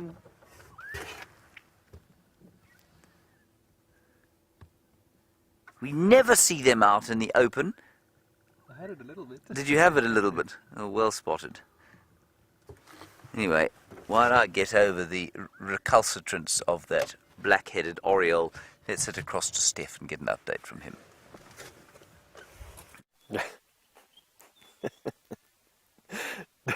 I must say, I have much empathy for James. I really feel his pain. Him and I have the same sort of repellent nature to things that are around us that are generally considered of high safari value. And, you know, James and I live the same pain every day. That's probably why I like these smaller things. They can't run away or fly away as fast. Now, we've got another riddle. And what this riddle is I know exactly what made this. This is a bagworm's home. Now, bagworms are caterpillars that build these funny little homes out of anything that they really find in the area. They then suspend it by some silk. Let me see if I can twist it so you can see the silk. They suspend their home from a silken thread. You can see that it wobbles. They generally always wobble like that. And they have the entrance to their home at the bottom. That is where the entrance to the bagworm's home is. Now, he's obviously in this cold weather. This bagworm has closed up the entrance to his home. But here are two things that I have as the riddle. Here's my two questions this morning. Is that, A, this bagworm seems to have used a lot of very tight silk to bind his home together, and I'm unable to decide what his home is made of. Generally, bagworms build their homes out of sticks and thorns, and those are attached to his silken home on the outside as a sort of plastering or as a sort of tiling on the outside of his home, and that gives it protection and rigidity. This particular bagworm looks like he's made the substrate that he's made his bag out of on the inside and then covered the outside with silk. I don't quite know why. I don't know if these sticks have fallen off, and I don't know what bagworm did this. There are many bagworms around the world. You probably have, where you stay, you have a whole variety of bagworms. So where you are, you can go and research what bagworms you have. And perhaps one of your bagworms has a very similar bag to this one. Now, the other question is literally just to fill in my ignorance. I still don't know what bagworms eat. I have a feeling that bagworms are carnivorous worms, that they catch prey and eat them. I have a feeling that they are carnivorous. However, I don't know that they're carnivorous. So you're welcome, if you want to, obviously participate with me in this. I'll share your answers with everybody here. Send your answers through via email on questions@wildearth.tv or share it on the hashtag Safari Live, and I'll obviously give you whatever answers I can find. Anyway, let's carry on. We're finding a lot of interesting things today. Dave, I think carry on with that. I'm going to go around here.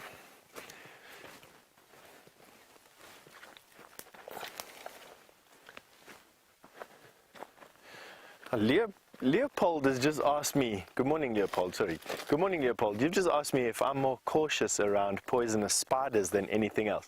I think I have a healthy respect for poisonous spiders, Leopold. I also have a healthy respect for poisonous snakes. I don't touch either. So I won't touch a poisonous spider with my hand, I won't touch a poisonous snake with my hand.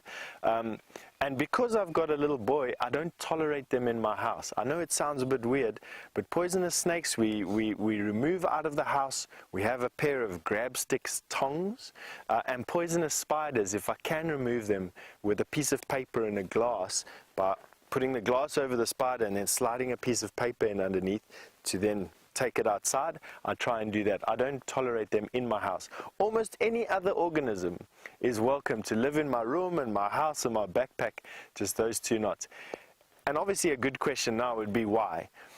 The why is that for many of these species of snake and for many of the species of venomous spiders out here, there is no antidote. And if you get bitten, there can be some dire consequences. You can lose functionality in your limbs, you can have respiratory and heart problems for the rest of your life. And I'm definitely not keen on any of those things just because I want to poke something with my finger. So hopefully, Leopold, that answered some of your questions. Now, Dave, watch out for this. This is what they call a wait-a-bit bush. And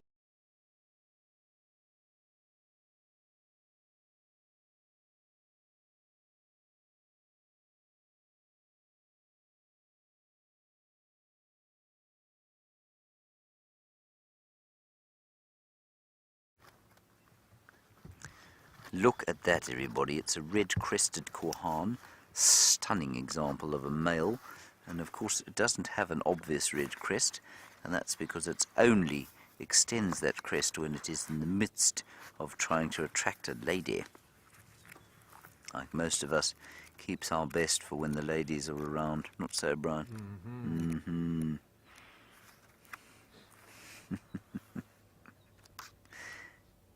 And it makes the most amazing display. The male, what he does is he's known as the suicide bird because he starts going, he goes, and he flies straight up into the air, folds his wings and drops to the ground. And if he's very clever, he'll open his wings before he hits the floor.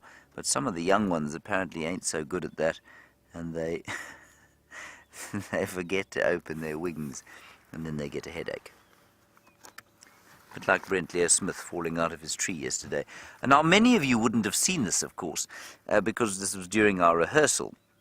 But Brent situated himself in that big torchwood tree that many of you will know, Nicky Austin's favourite tree.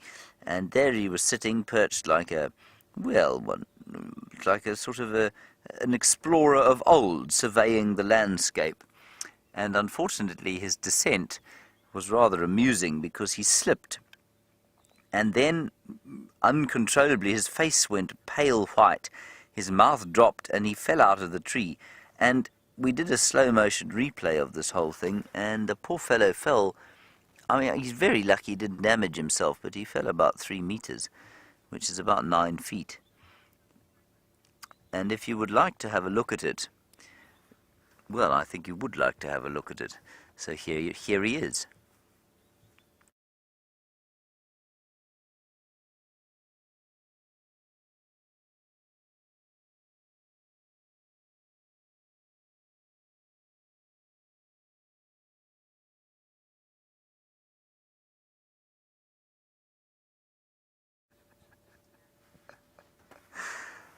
So that was a little bit like the human version of the red-crested Kohan, making a territorial display, and he forgot to open his wings clearly when he hit the ground. Now, I don't know how he managed not to hurt himself there, but it was quite impressive. It says quite a lot for his athleticism, I think. Anyway, let's carry on. I'm giving up in this area of shadow. We're going to go off to Buffelshoek Dam and see what we can find there. Those lions were heading that way. We did have, Jamie of course had those 2 lionesses there yesterday morning, and then 1 lioness yesterday evening with the 2 males. In fact, there were 2 lionesses I think yesterday evening as well. And one of them, she is convinced, was about to give birth, and I certainly wouldn't disagree with that in the slightest. So maybe we'll be very lucky. Let's go and look. We're on the southern boundary now, and apparently Karula crossed to the south just ahead of us there.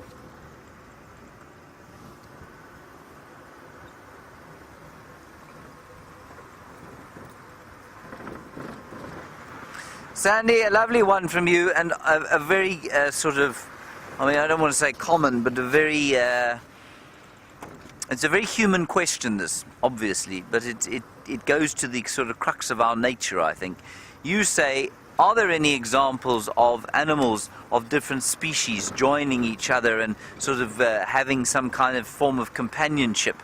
And I think that comes from the fact that we like to do that, don't we? We love to have some form of companionship with animals, and I find that amazing, and I'm not sure what the reason for it is, why we have this enjoyment and desire of a relationship with other species, but it is fascinating. I don't think there are many animals that have it. I think there are a few examples that tend to be anomalies, and I mean, you get the most obvious example out here, I guess, would be a wildebeest bull, for example, living with a herd of impala. And that bond is a bond of convenience. They do it because it's good security for the wildebeest bull. I'm not sure the impala get too much out of it. Then you have that kind of symbiotic relationship between mongoose and... there's this drag mark. Between mongoose and hornbills.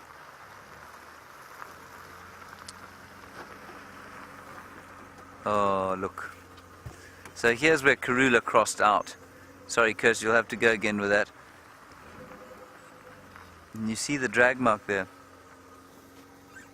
There's the drag mark, everybody. Karula's killed something and she's wandered in here. Whatever it is now feeding her and her little babies. I wonder how far she'll be from this very position, especially given the fact that those cubs are now completely mobile. There's a marula tree through there to which this drag mark goes, and if we can get a view of it, I wonder if we're not... Just give me 1 second here, everyone.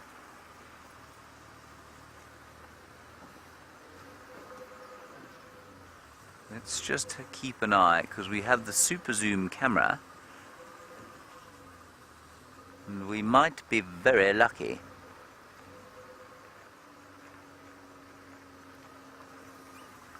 We might just be. We'll keep a lookout through here. So I was just talking about the mongoose and the hornbills, and they do have a relationship with each other, in so much as, you know, they hang around together because it's a marriage of convenience. The mongoose dig things up that the hornbills can eat, and the hornbills kind of play a security guard role. No, I don't see any. They're not far from here. It's going to be worth driving up and down this road every so often, just having a look-see. Ah, there they are. Well, there's a vehicle looking at them. Whether we'll be able to get a view or not, I don't know.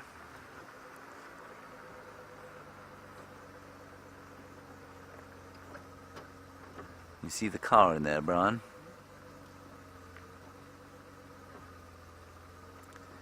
You know what? They're not on the termite mound.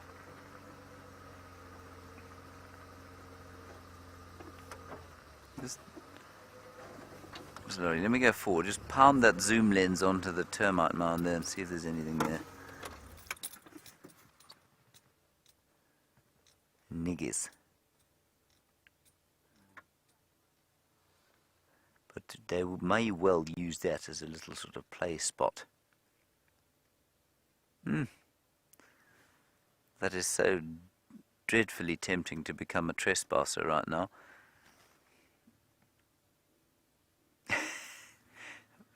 The vehicle's moving. They're just the other side of this mound. The vehicle inside there is moving, and they're all kind of looking just to the right-hand side of the mound there. Anyway, I don't think we're going to see them. Unless she's moving.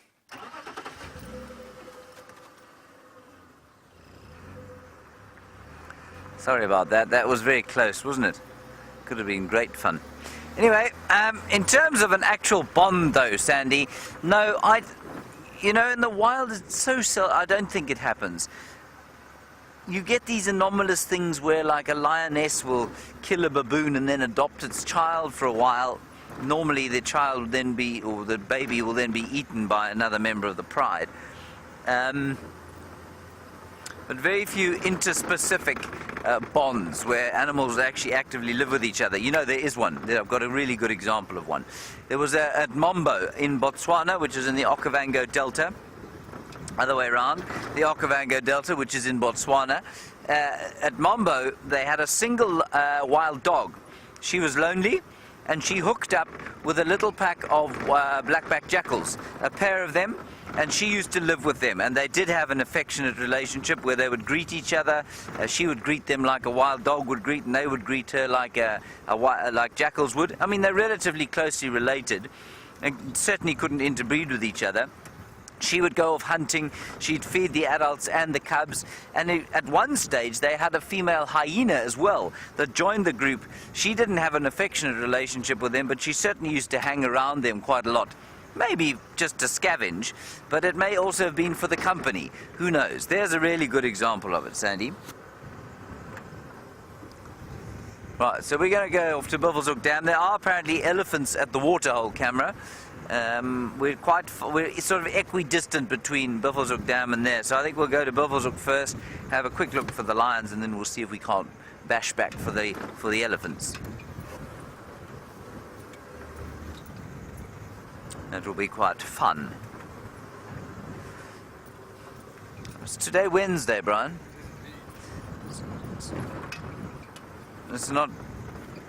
It's not a bad way to spend a Wednesday afternoon, a Wednesday morning. No. And many of you, thank you, you thought it was very funny watching Brent fall out of his tree. I thought it was very funny, but like most of you, you say, what about his hip? That was precisely what I thought when I saw it, because he lands quite heavily on his feet. But his hip seems to be fine. I haven't seen him this morning. We'll find out. I think today will be the clincher. You know, I think he was warm and full of adrenaline yesterday, so he was fine. But today we'll see if he's damaged himself.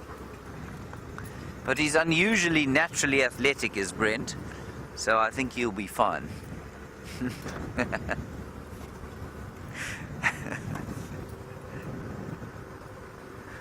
Right.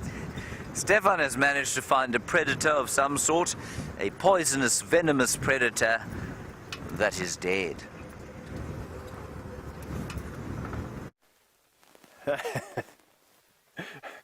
Poisonous, venomous predator that is dead.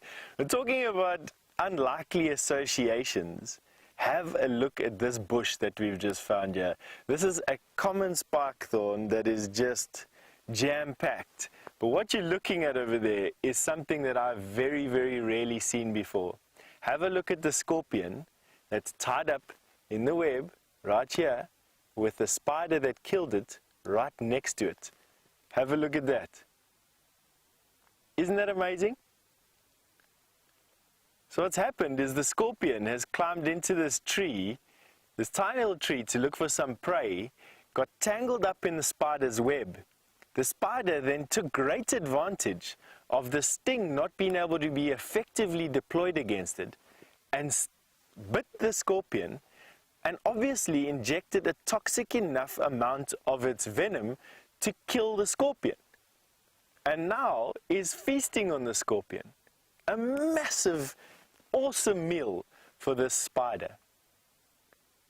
Now, spider venom will do two things. Spider venom, when it's injected, not only does it get injected by these two big fangs, which would be like me sticking my stick into Dave's torso, but also the fact that the spider then envenomates the prey, which immobilizes it, in this case killed a scorpion, and in the second case starts to digest the inside of the scorpion's body, which then liquefies it, allowing the spider to use its mouthparts to then suck out the juice of the liquefied body. And that is exactly what's happening at the moment. That spider's probably needing some time to liquefy the insides of that scorpion's body. But isn't that just incredible? That's very, very worthy of a screenshot. So if you can take a screen grab, absolutely, please take one and send it to us. We'd love to share it. You can send it to email via questions@wildearthtv, or you can send it or post it, I think, on the hashtag Safari Live on Twitter. Yes, that was now a find this morning, eh? Spider killing scorpion. Now that scorpion is a baby Europlectes olivaceus, or the olive thick-tailed scorpion. That scorpion there, when it gets a little bit bigger, stings a child younger than 6 years old or someone with a heart condition. It's actually strong enough to poison us. Can you believe it? It's actually strong enough to do us some harm. That's how venomous that little scorpion is. And that little spider, its venom just managed to kill that. Nice. Another thing that's on this particularly productive plant is this very interesting caterpillar. Have a look at that bizarre head on that caterpillar.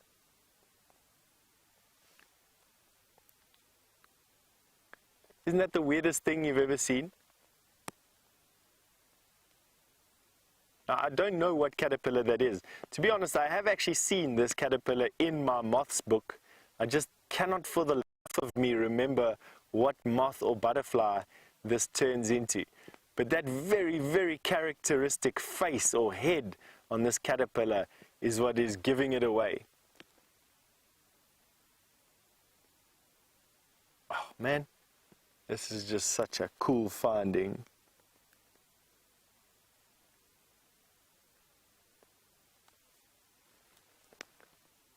Alright, looks like something out of an Alien with some mask on it. Back to that view. Lots of things going on in this bush.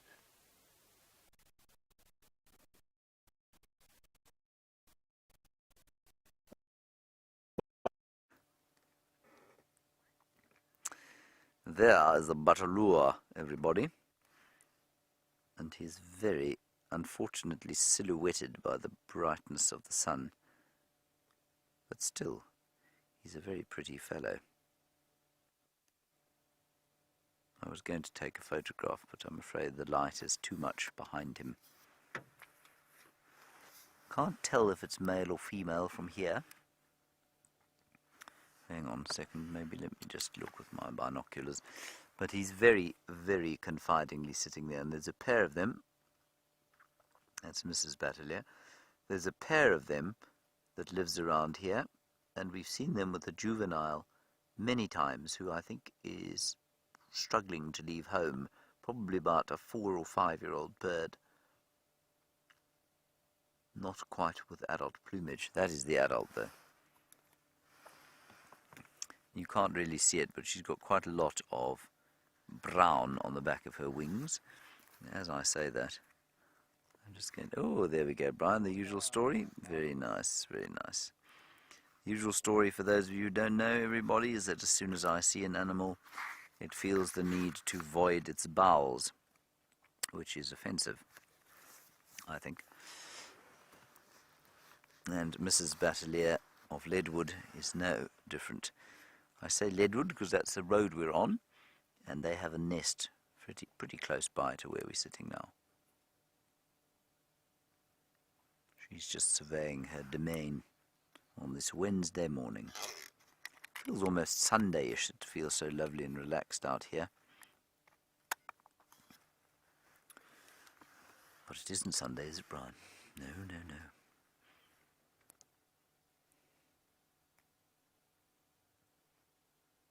Stunning. Let's just try and see if we can't get around her. And then we can get a better look at her lovely red face. Oh, hang on. Ephraim's calling me. Go ahead, Ev.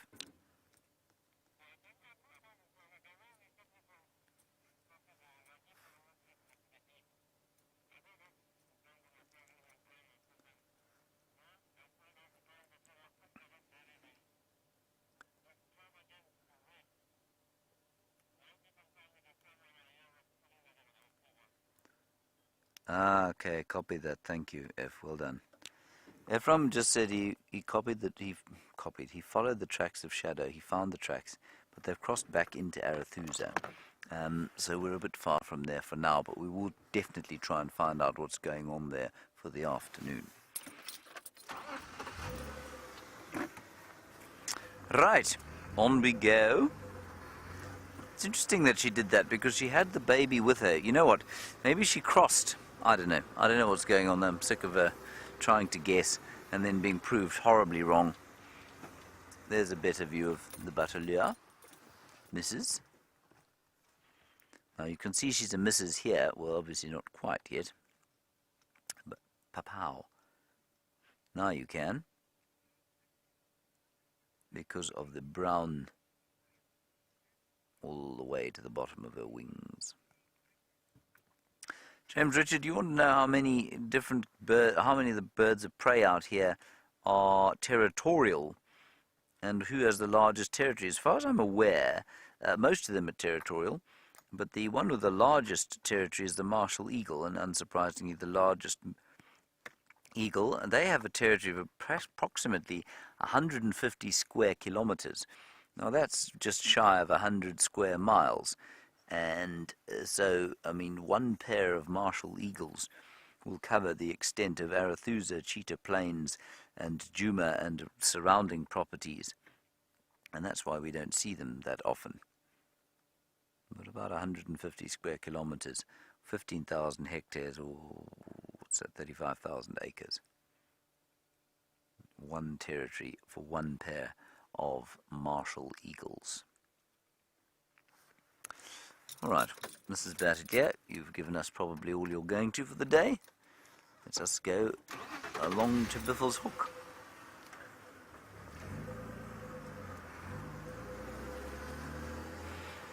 We might be lucky and find those lions there. Who knows?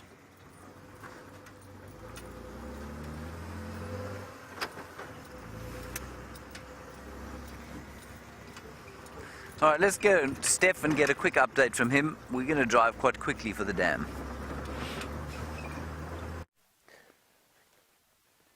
We're actually still in this area with this very funny caterpillar and this spider that's managed to catch the scorpion. We haven't gone anywhere. To be quite honest, this is actually quite an amazing sighting. For me so far, sighting of the day. For those of you who have just come back to the bushwalk, we are on foot, live, in the middle of Juma Private Game Reserve, right on the western edge of the Kruger National Park. Some 8 million acres of wildlife and Big Five country, basically. And we're on foot. We're far away from everything, and what we've done is we've found a spider that's caught a scorpion. Now we just want to show you again, only because it's just so amazing. Now for those of you only joining us now, I'll give you some time to share.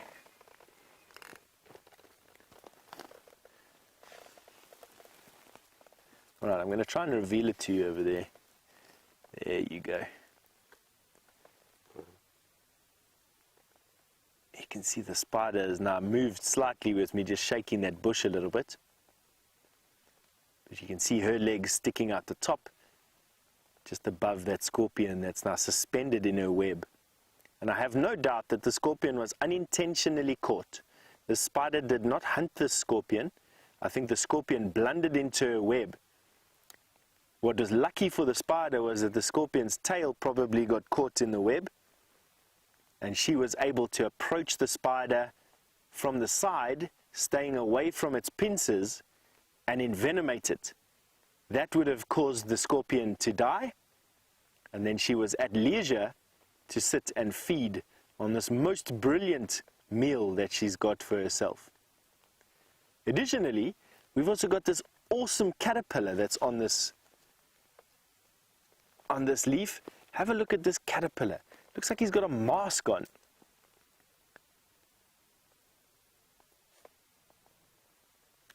Green caterpillar, I have no idea what butterfly or moth this turns into. But I have seen this before. I just have a vivid memory of my butterfly book having a picture of one of these caterpillars in, and I definitely at breakfast this morning are going to pull out my reference book when I get back to camp and go and have a look for what this is. First one I've ever seen though. I mean, I've been doing trails in this part of the world for the last 17 years, and I can't actually remember ever having a sighting where I've seen a scorpion caught by a spider in a web. You do get certain spiders that hunt for scorpions. The solifuge arachnids, they're not really true spiders, but they look like spiders. They definitely hunt for scorpions. A solifuge or a sun spider, the most grotesque looking insect that you can possibly find. Go and have a look at one when you get a chance. And then that little caterpillar I also haven't ever seen. So this is a first for me. You joining me from wherever you are in the world for perhaps the first time, maybe a couple of times you've been watching me over the last year or so, but I've been walking around here for 17 years, never seen what we've seen on this little bush. And just to give you an idea of what's happening on this little bush, we're going to take a step back, and you can see that this is probably the only bush in a couple of yards to either side, standing in the middle of this open area, and you've got all this action happening on it. Wonderful, eh? Amazing what's happening in all these bushes around us. I mean, it just makes me want to stop and just sort of stick my nose into everything here, but that would be incredibly boring for you to watch. So we're going to carry on walking down this game path. We're actually on a game path here. Now, what a game path is, it's a path that animals use from an area to another.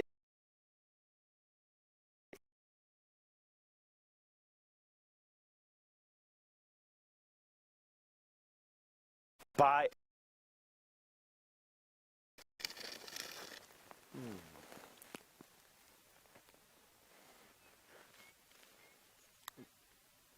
Right, here are their footprints. I'm going to demark.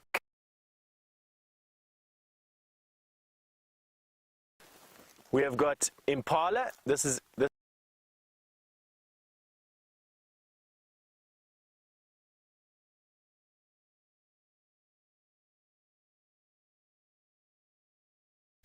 an elephant that's walked on this game path. That's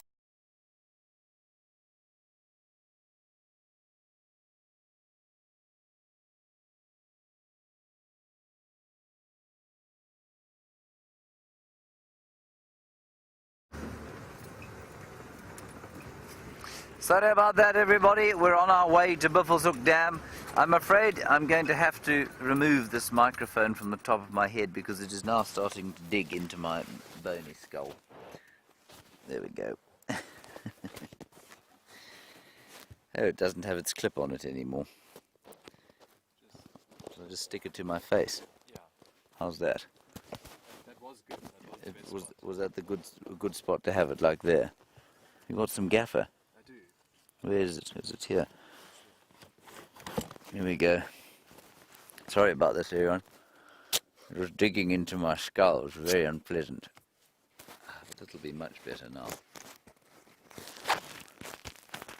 How's that? Yeah, that's great. Is the audio good? Yeah, it sounds very good. It's crisp. Crisp and clear. Yes. Okay, perfect. Right, on we go. I'm like Britney Spears in concert. Just better looking, yes. I'm glad Britney doesn't have facial hair. She'd be infinitely less attractive. We're still driving towards Buffelshoek Dam, everyone. I'm truly not sure what to do with this microphone. I suppose I could just gaffer it to my clothes rather than my face. But you see, you can't see my face unless I look at you. If I look at you like that, you have no idea that I have a fluffy thing attached to my face. Now the lions this morning started heading east from over there, and so with any luck we'll bump into them again. They came through that thick drainage line towards Buffelshoek Dam and towards this horrific road.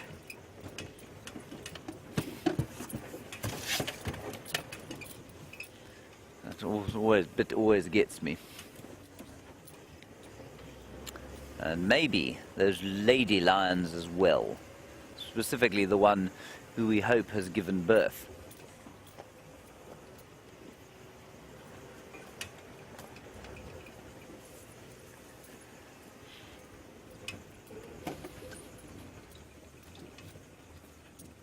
I thought I spotted an elephant, but I don't think I did. I may be talking nonsense. Hello, Jenna. Again, well, I don't know if this is Jenna Brown again. But Jenna, you want to know about how many lion cubs a lioness can have in one go? Well, up to 6, apparently. I've never seen that. I've heard in captivity of 8 lion cubs being born to one lioness, but I think that's extremely unusual. Normally 3 or 4, sometimes just 2, and the lioness that's at Torchwood at the moment, and where she's been keeping her cubs, has only got 1. So that's quite interesting. So anywhere between 1 and 8, normally 3 or 4. I'd say 2 or 3, much like with leopards, is a good number to have, depending on the size of the pride, because of course it's not easy to keep them all alive, and it certainly helps if there are 1 or 2 lionesses in the pride who are lactating, and that helps them look after all of them.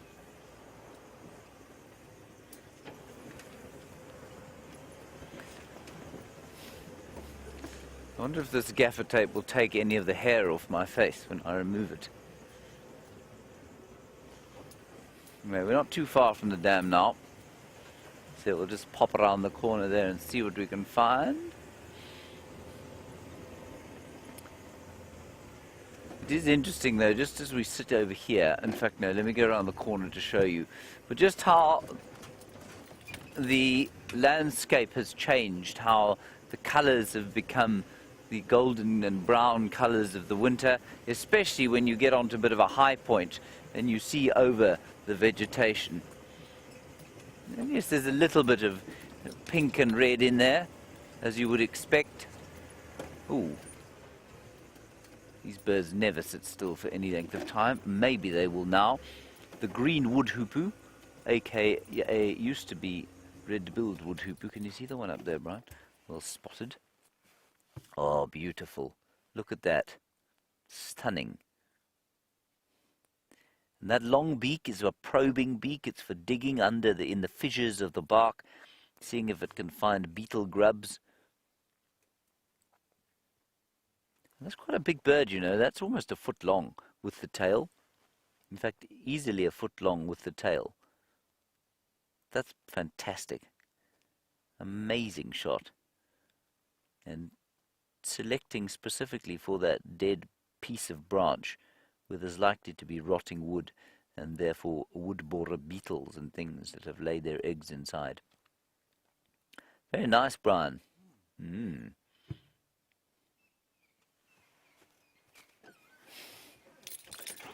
Just nip round the corner here and try and get a view out to the west to show you what I mean about the vegetation.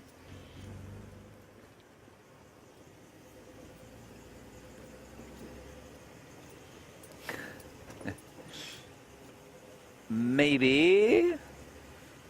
No. Yes, here we go.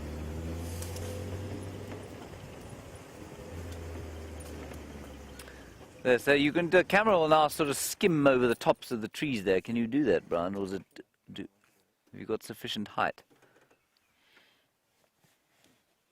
There we are. There, and what you want to be looking at there is basically not the blue sky, of course, but the brownish green vegetation underneath it. That is very much a wintry landscape, and not unattractive at all, but just very different from the summer. That's wonderful. This gives you a real sense of the space that we have here.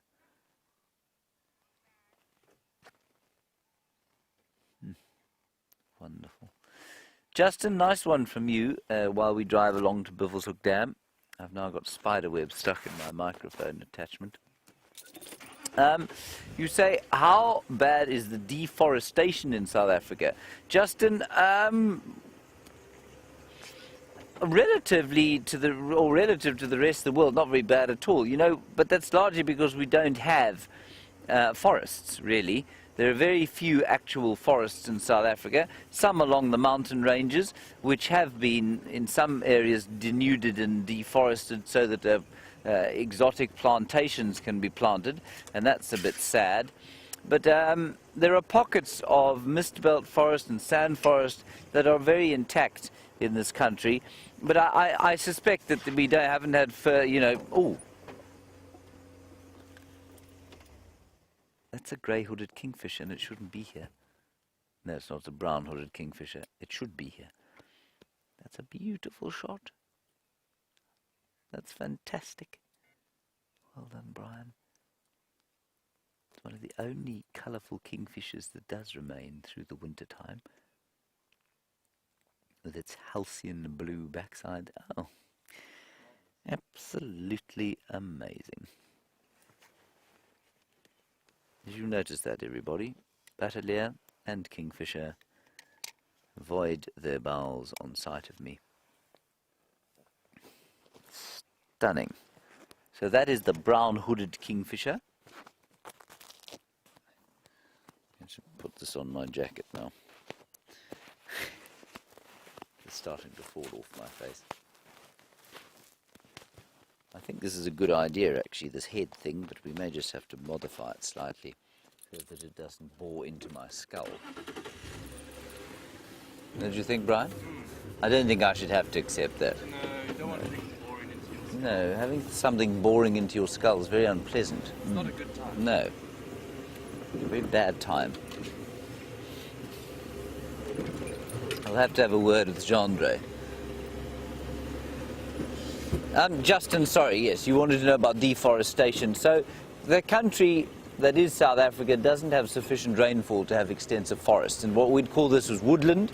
And yes, there are many woodland areas that have been denuded of vegetation completely, but that's just the very nature of having lots of people in one place or on the planet generally. But actual true forest, where the canopy is closed, there's very little understory, there are not many of them around South Africa, and yes, some have been denuded. There's no doubt that they've been reduced over the years, but I think you'll find that very few of them, at least most of what we have now, is pretty safe.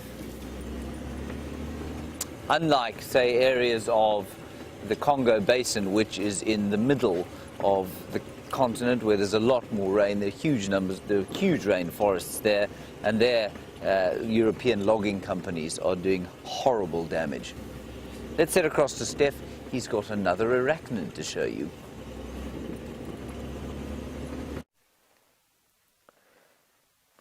All right, so welcome back to the bushwalk here. You with myself, Steph, and what we've done is we found you another patch of bush that's seemingly got nothing in it, except for one little thing that we found very, very interesting, is that this little ball here is the egg sac of some spiders. And when we had a closer look and found the web, here's the web, and look at all her babies. I'm going to put my grass right there. You'll notice these little balls. Now, it might take us a bit of time just to get some focus. Dave, can you see them? Yes. All the little spiders, there must be close on 100 spiders inside here getting warm in the sun. And you may not think that they're spiders, but have a look when I gently, gently blow on this. Watch here.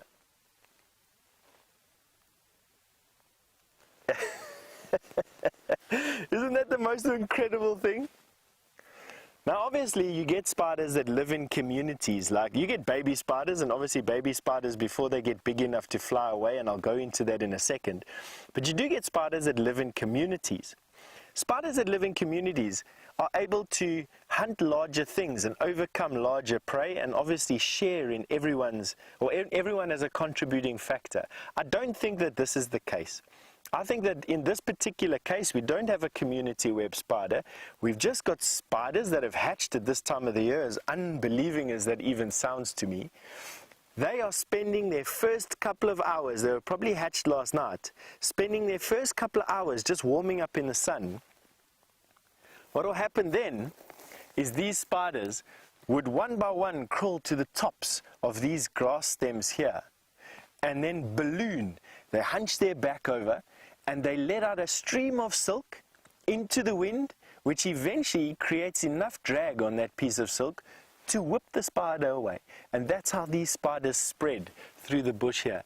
They go to the top of the grass, they let go the streamer of silk, and then boop, they pop off and they float into the wind. And I do know that balloons that have gone up into the upper atmosphere with collecting boxes and collecting baskets have found ballooning spiders just like this, high up in the atmosphere, far higher than what we fly the Boeing 747s or Airbus A380s or whatever the latest acronym is for these massive airplanes we see flying overhead. But isn't this incredible, hey? A nest of young spiderlings getting warm in the sun. There you can see them all at the tip of my grass. I'll try and see if I can put it in. There we go, into the middle of them. A bunch of these little spiders. Have a look at them all moving inside there. They have actually, in actual fact, ecdiced for the first time. These here are their exoskeletons from when they first came out. Yeah, they're all coming up to see what's disturbed. Let's see what they do. See, they're all coming to see what the disturbance is. Coming to see if it's something that they can eat. No. Wow. That is really, really awesome. Very, very glad that we could show that with you, most definitely. Alrighty. Now, it's going to take us a bit of time to get the backpack back onto Dave's shoulders. We've taken the backpack off so we can keep it straight next to the tree. And because of that, and we don't want to shake you around too much where we are, I'm going to send you back over to James.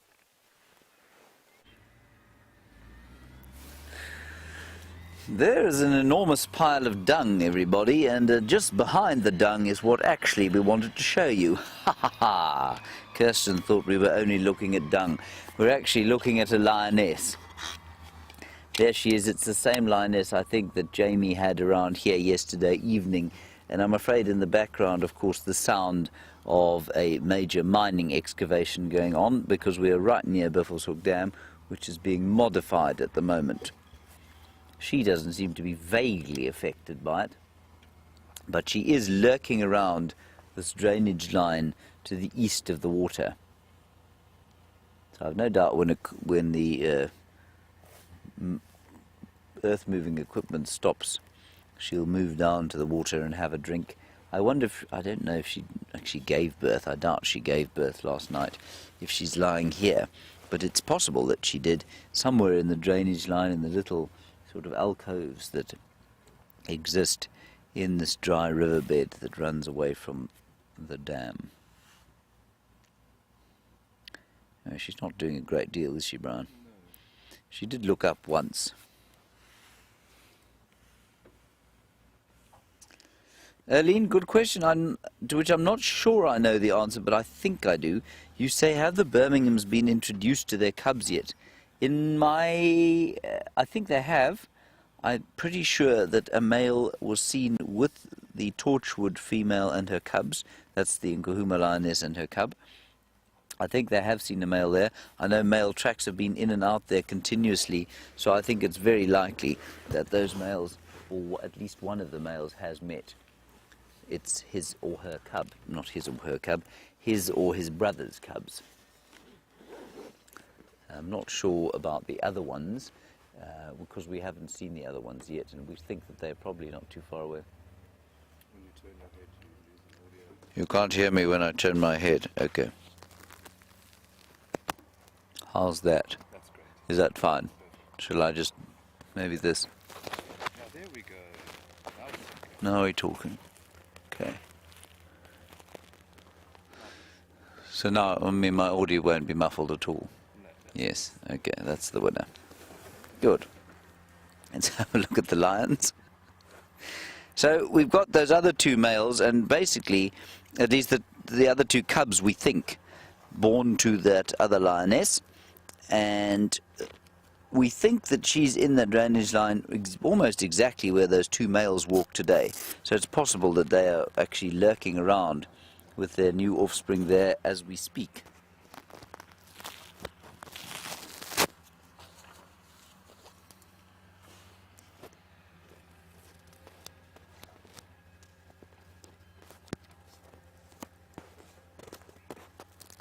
Hello, Bruce. Nice question from you about why it is that a lion's tail has got a pom-pom on the end of it.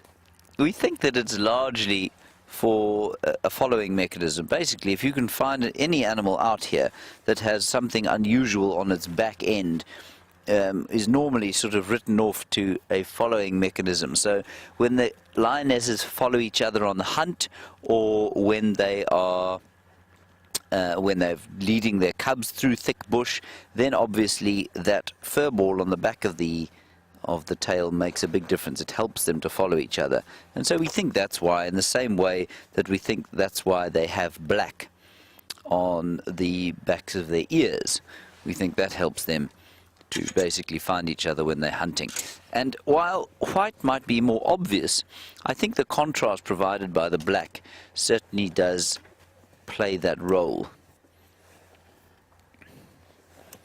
And of course, you know, in the middle of summer, a lioness doesn't find it too hard, or lionesses don't find it too hard to follow each other because it's green, and that color that they are actually stands out against the green. Well, it stands out sufficiently for them to be able to follow each other, but in winter time, as we go into a time when the cover is supposedly less, that's when a lion's colour really comes into its own. When all the vegetation turns that same tawny colour, it's a really effective colour to be. And then that tail sticking up above the grass, or the black ears just filtering through the leaves, is a very effective way for them to follow each other.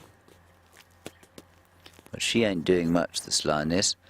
And I can't see any suckle marks on her, so I'm going to guess that those little ones haven't been born just yet. If she is indeed pregnant.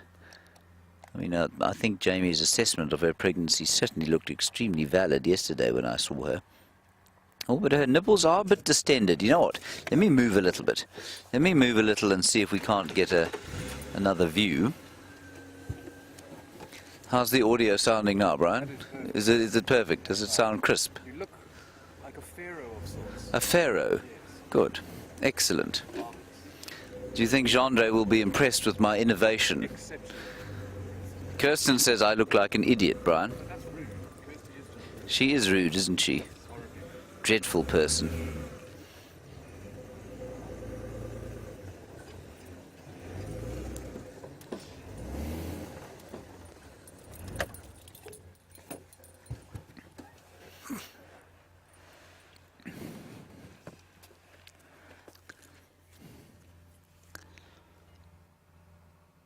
Now I see there. Well, no, there's no suckling going on there. They may be a bit swollen because she's lactating. Now we know that lionesses go into what we call a state called a false estrus, and a false estrus is precisely that. When they come into estrus, their bodies produce all the hormones of estrus, and if you don't know what estrus is, it's basically heat. So in the same way that a dog comes into heat, or a house cat comes into heat. And James Richard, you want to know what would bring a lioness into false estrus? Well, it's normally other males, of course, which I think we've been through with sort of the Birminghams. These lionesses went into a false estrus period when the Birmingham boys took over this area, and because they were in a false estrus, they didn't conceive when they were first mated with. And I think that is the only situation, James, under which a lioness will come into false estrus. I don't think that there are any other sort of circumstances under which she might. You can hear a squirrel alarm calling off to the sort of right-hand side of us, which is basically behind your head if you imagine yourself in a 3D environment. It might be worth just going to have a little look there. Anyway, let's leave this lioness. She's fast asleep, doing not very much at all. Very nice that she's still here. I think well worth going, it's going to be well worth coming back to visit this area this afternoon once the vehicles have stopped their excavating, because maybe those males are going to come back. I'm pretty sure the 2 males we saw this morning were the 2 that were knocking about here yesterday. Good luck, lioness. Don't get up on our account. While we get out of here and I perhaps reposition my microphone, let's head across to Steph on Bushwalk. Can't exactly say that I've got something any more interesting than a sleeping lioness, but lions, you know, that's what they do. They're active the whole night, they sleep the whole day. But this, in this particular patch, really caught my interest. When we were walking down here, these roots caught my interest. It's a pretty robust root. I mean, let me put my...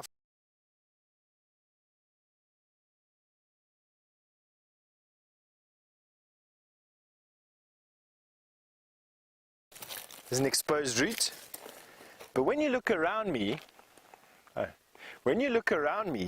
you'll see that there is no big tree close by. Have a look here. So that led me to ask the question, where does this root come from? But we followed it. So we followed it to there, and here's another exposed piece of this root, right here, and here it is again. Oh no, that's some sand, sorry. But the only conclusion I can come to is that this marula tree is sending out that thick roots all the way to where we're standing. And it's probably easily a good 15 to 20 yards from where this root is, which is phenomenal, to be quite honest. I don't quite know why this tree would send out such...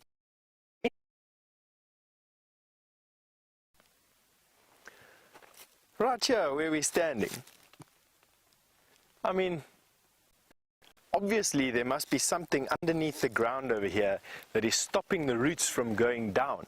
That can be 2 things. Either it's too wet, which doesn't sound like it's feasible this time of the year, but it could quite easily be. Either it's too wet, trees don't like to be drowned, or they've hit some rock. Underneath here there's some rock, and the tree can't send its roots down, it has to send its roots across and spreading out over enough area so that it gets enough water and enough minerals. It's the only 2 conclusions that I have as to why this marula tree has sent its roots out so far. And what we'll do is we'll walk a little bit of a distance away so that you can get a true scope of where it is. I might even count it out for you. I think this is probably close enough or far enough, Ade.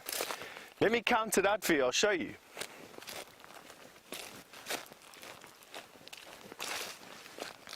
So this is the tree that I think those roots come from, and this particular root goes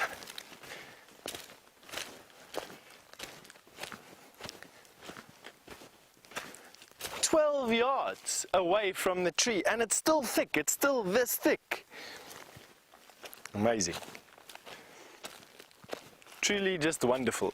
And the only conclusion, like I said, that I can come to is probably water or rocks. Justin's just asked me how a game trail from a man-made trail. Justin, that's quite a good question.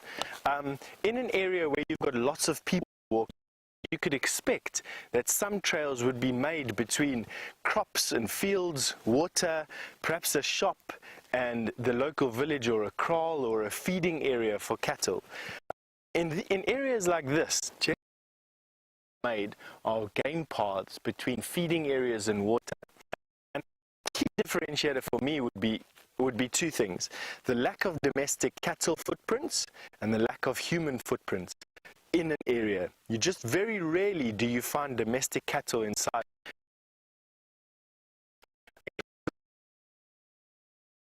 That will get preyed upon by lion that you would just want.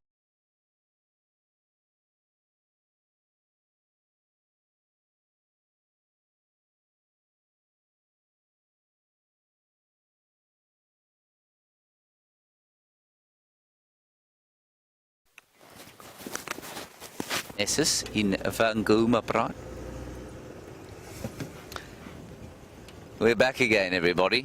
There's been a lot of crash cutting from the bushwalk today, and that's just because Steffi is pushing the limits of what it's able to do, clearly, and we have to do that every so often just to check what's going on. We're heading towards now the centre of the reserve. We might pick up on those two males again. Nothing turned out to be shouting, or it didn't seem to be obvious what those squirrels were shouting at, and we'll see if we don't quickly get you a herd of elephants before the end of the drive. I know that there are some still at the waterhole camera. I won't ever be having my microphone like this again, everyone. It's just that I don't know why, but I find it quite amusing to have it attached to my chin for the next few minutes. Mainly because I know that the final control is rolling their eyes so far towards the top of the ceiling that they're almost going to do a 180-degree turn. I quite enjoy it. I know you do, Brian. I mean, I think it's quite splendid. it is. And thank you all for your screenshots of my pharaonic beard. Here, we'll give you an opportunity to take another one. I need to look pharaonic though, don't I? What, yeah, just turn your head a little bit more, get in a bit of shadow. Oh, there we go. There's more rude comments coming from Kirsty. More rude comments. She said I'm not pharaonic, I'm moronic. She's so unkind to us, everybody. She's so intimidating. She intimidates the whole camp. Not so, Brian. I'm scared to speak up. Exactly. Don't say anything. Just keep quiet. Yeah.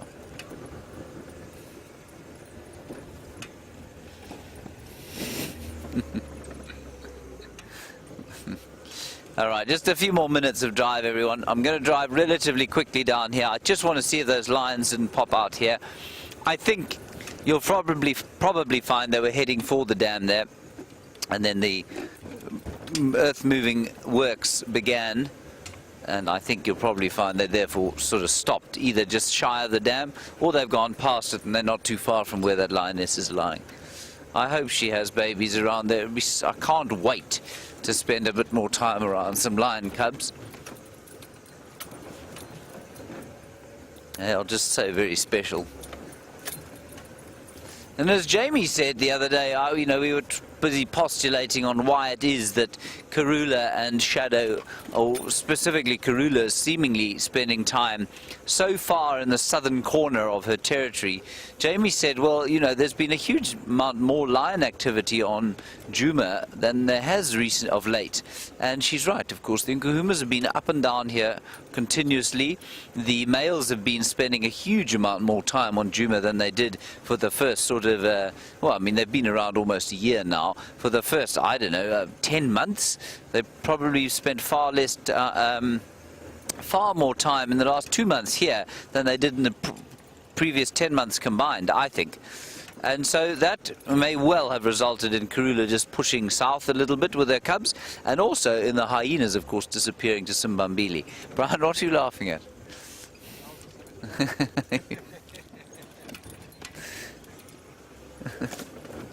I've got entirely used to my new microphone position now. I think I might just stick with it. I do quite enjoy it. It is.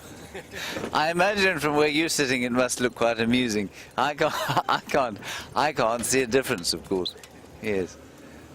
We'll have to have a word with Jean-Andre about modifying it slightly for the hat. I think we have got some we're almost there. It's supposed to take out all the ruffling from the clothes, you see, which I think it did do. This position also takes out the rough. Yes, there's no ruffling of clothes now in this position. Need to style it. Maybe, yes, maybe we could chop it into a more pointed thing. All right, while we go through this drainage line, see if we can see the lions for the last time, pop across to Steph and say good morning to him. All right, so James having to reposition and go through a thick area has allowed us to get to a nice patch where we can say goodbye to you. And so I just have to say thank you on behalf of the Safari Live crew, myself, Steph, Winterboer, and Dave. We just want to say thank you for joining us on the walk today. It's been a bit on and off, but we've seen some amazing things. The scorpion that was caught by the spider and that funky worm that had that headdress on. Awesome. But we were just going to say we're going to see you this afternoon for the sunset safari on the walk, and probably tomorrow morning as well. Have a good day wherever you are.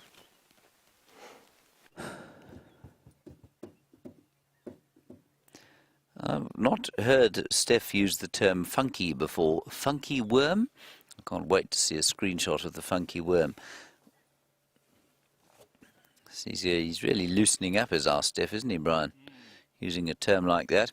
This waterbuck, a little herd of waterbuck, are basically exactly where I thought the lions might have been wandering to. So clearly either these waterbuck are about to be devoured or the lions are not here. I think far more likely, given the lateness of the morning, that the latter is the case. Anyway, I think we'll enjoy our last 2 minutes with these waterbuck here. They're grazing peacefully in the sun. The white-browed scrub robins calling intermittently down the Mulwati drainage line. And it's all just rather peaceful and nice, isn't it, Brian? So peaceful.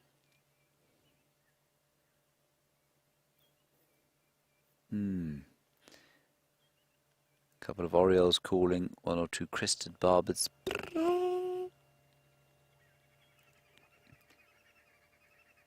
That you can hear there is the green wood hoopoe. Remember we saw him with his bright red bill in that little flock.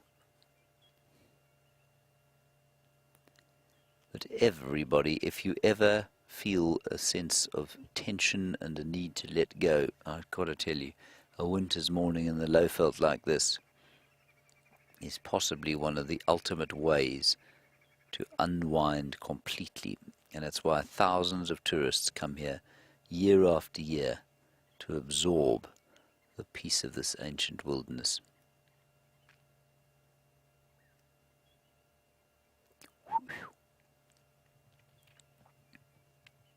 Now, I don't know if you're going to be with us this afternoon. I know that we are doing another rehearsal, and I'm not sure if that rehearsal is going to include you or not.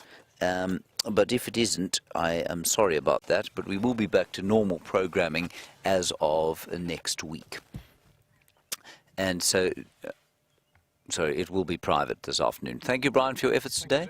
A big thank you to Steph, of course, and the thumb, and to Dave, and for the insults from the final control. Kirsten, thank you so much. Louise helping her. To most all of you, thank you for contributing and coming on the drive with us. We'll see you tomorrow.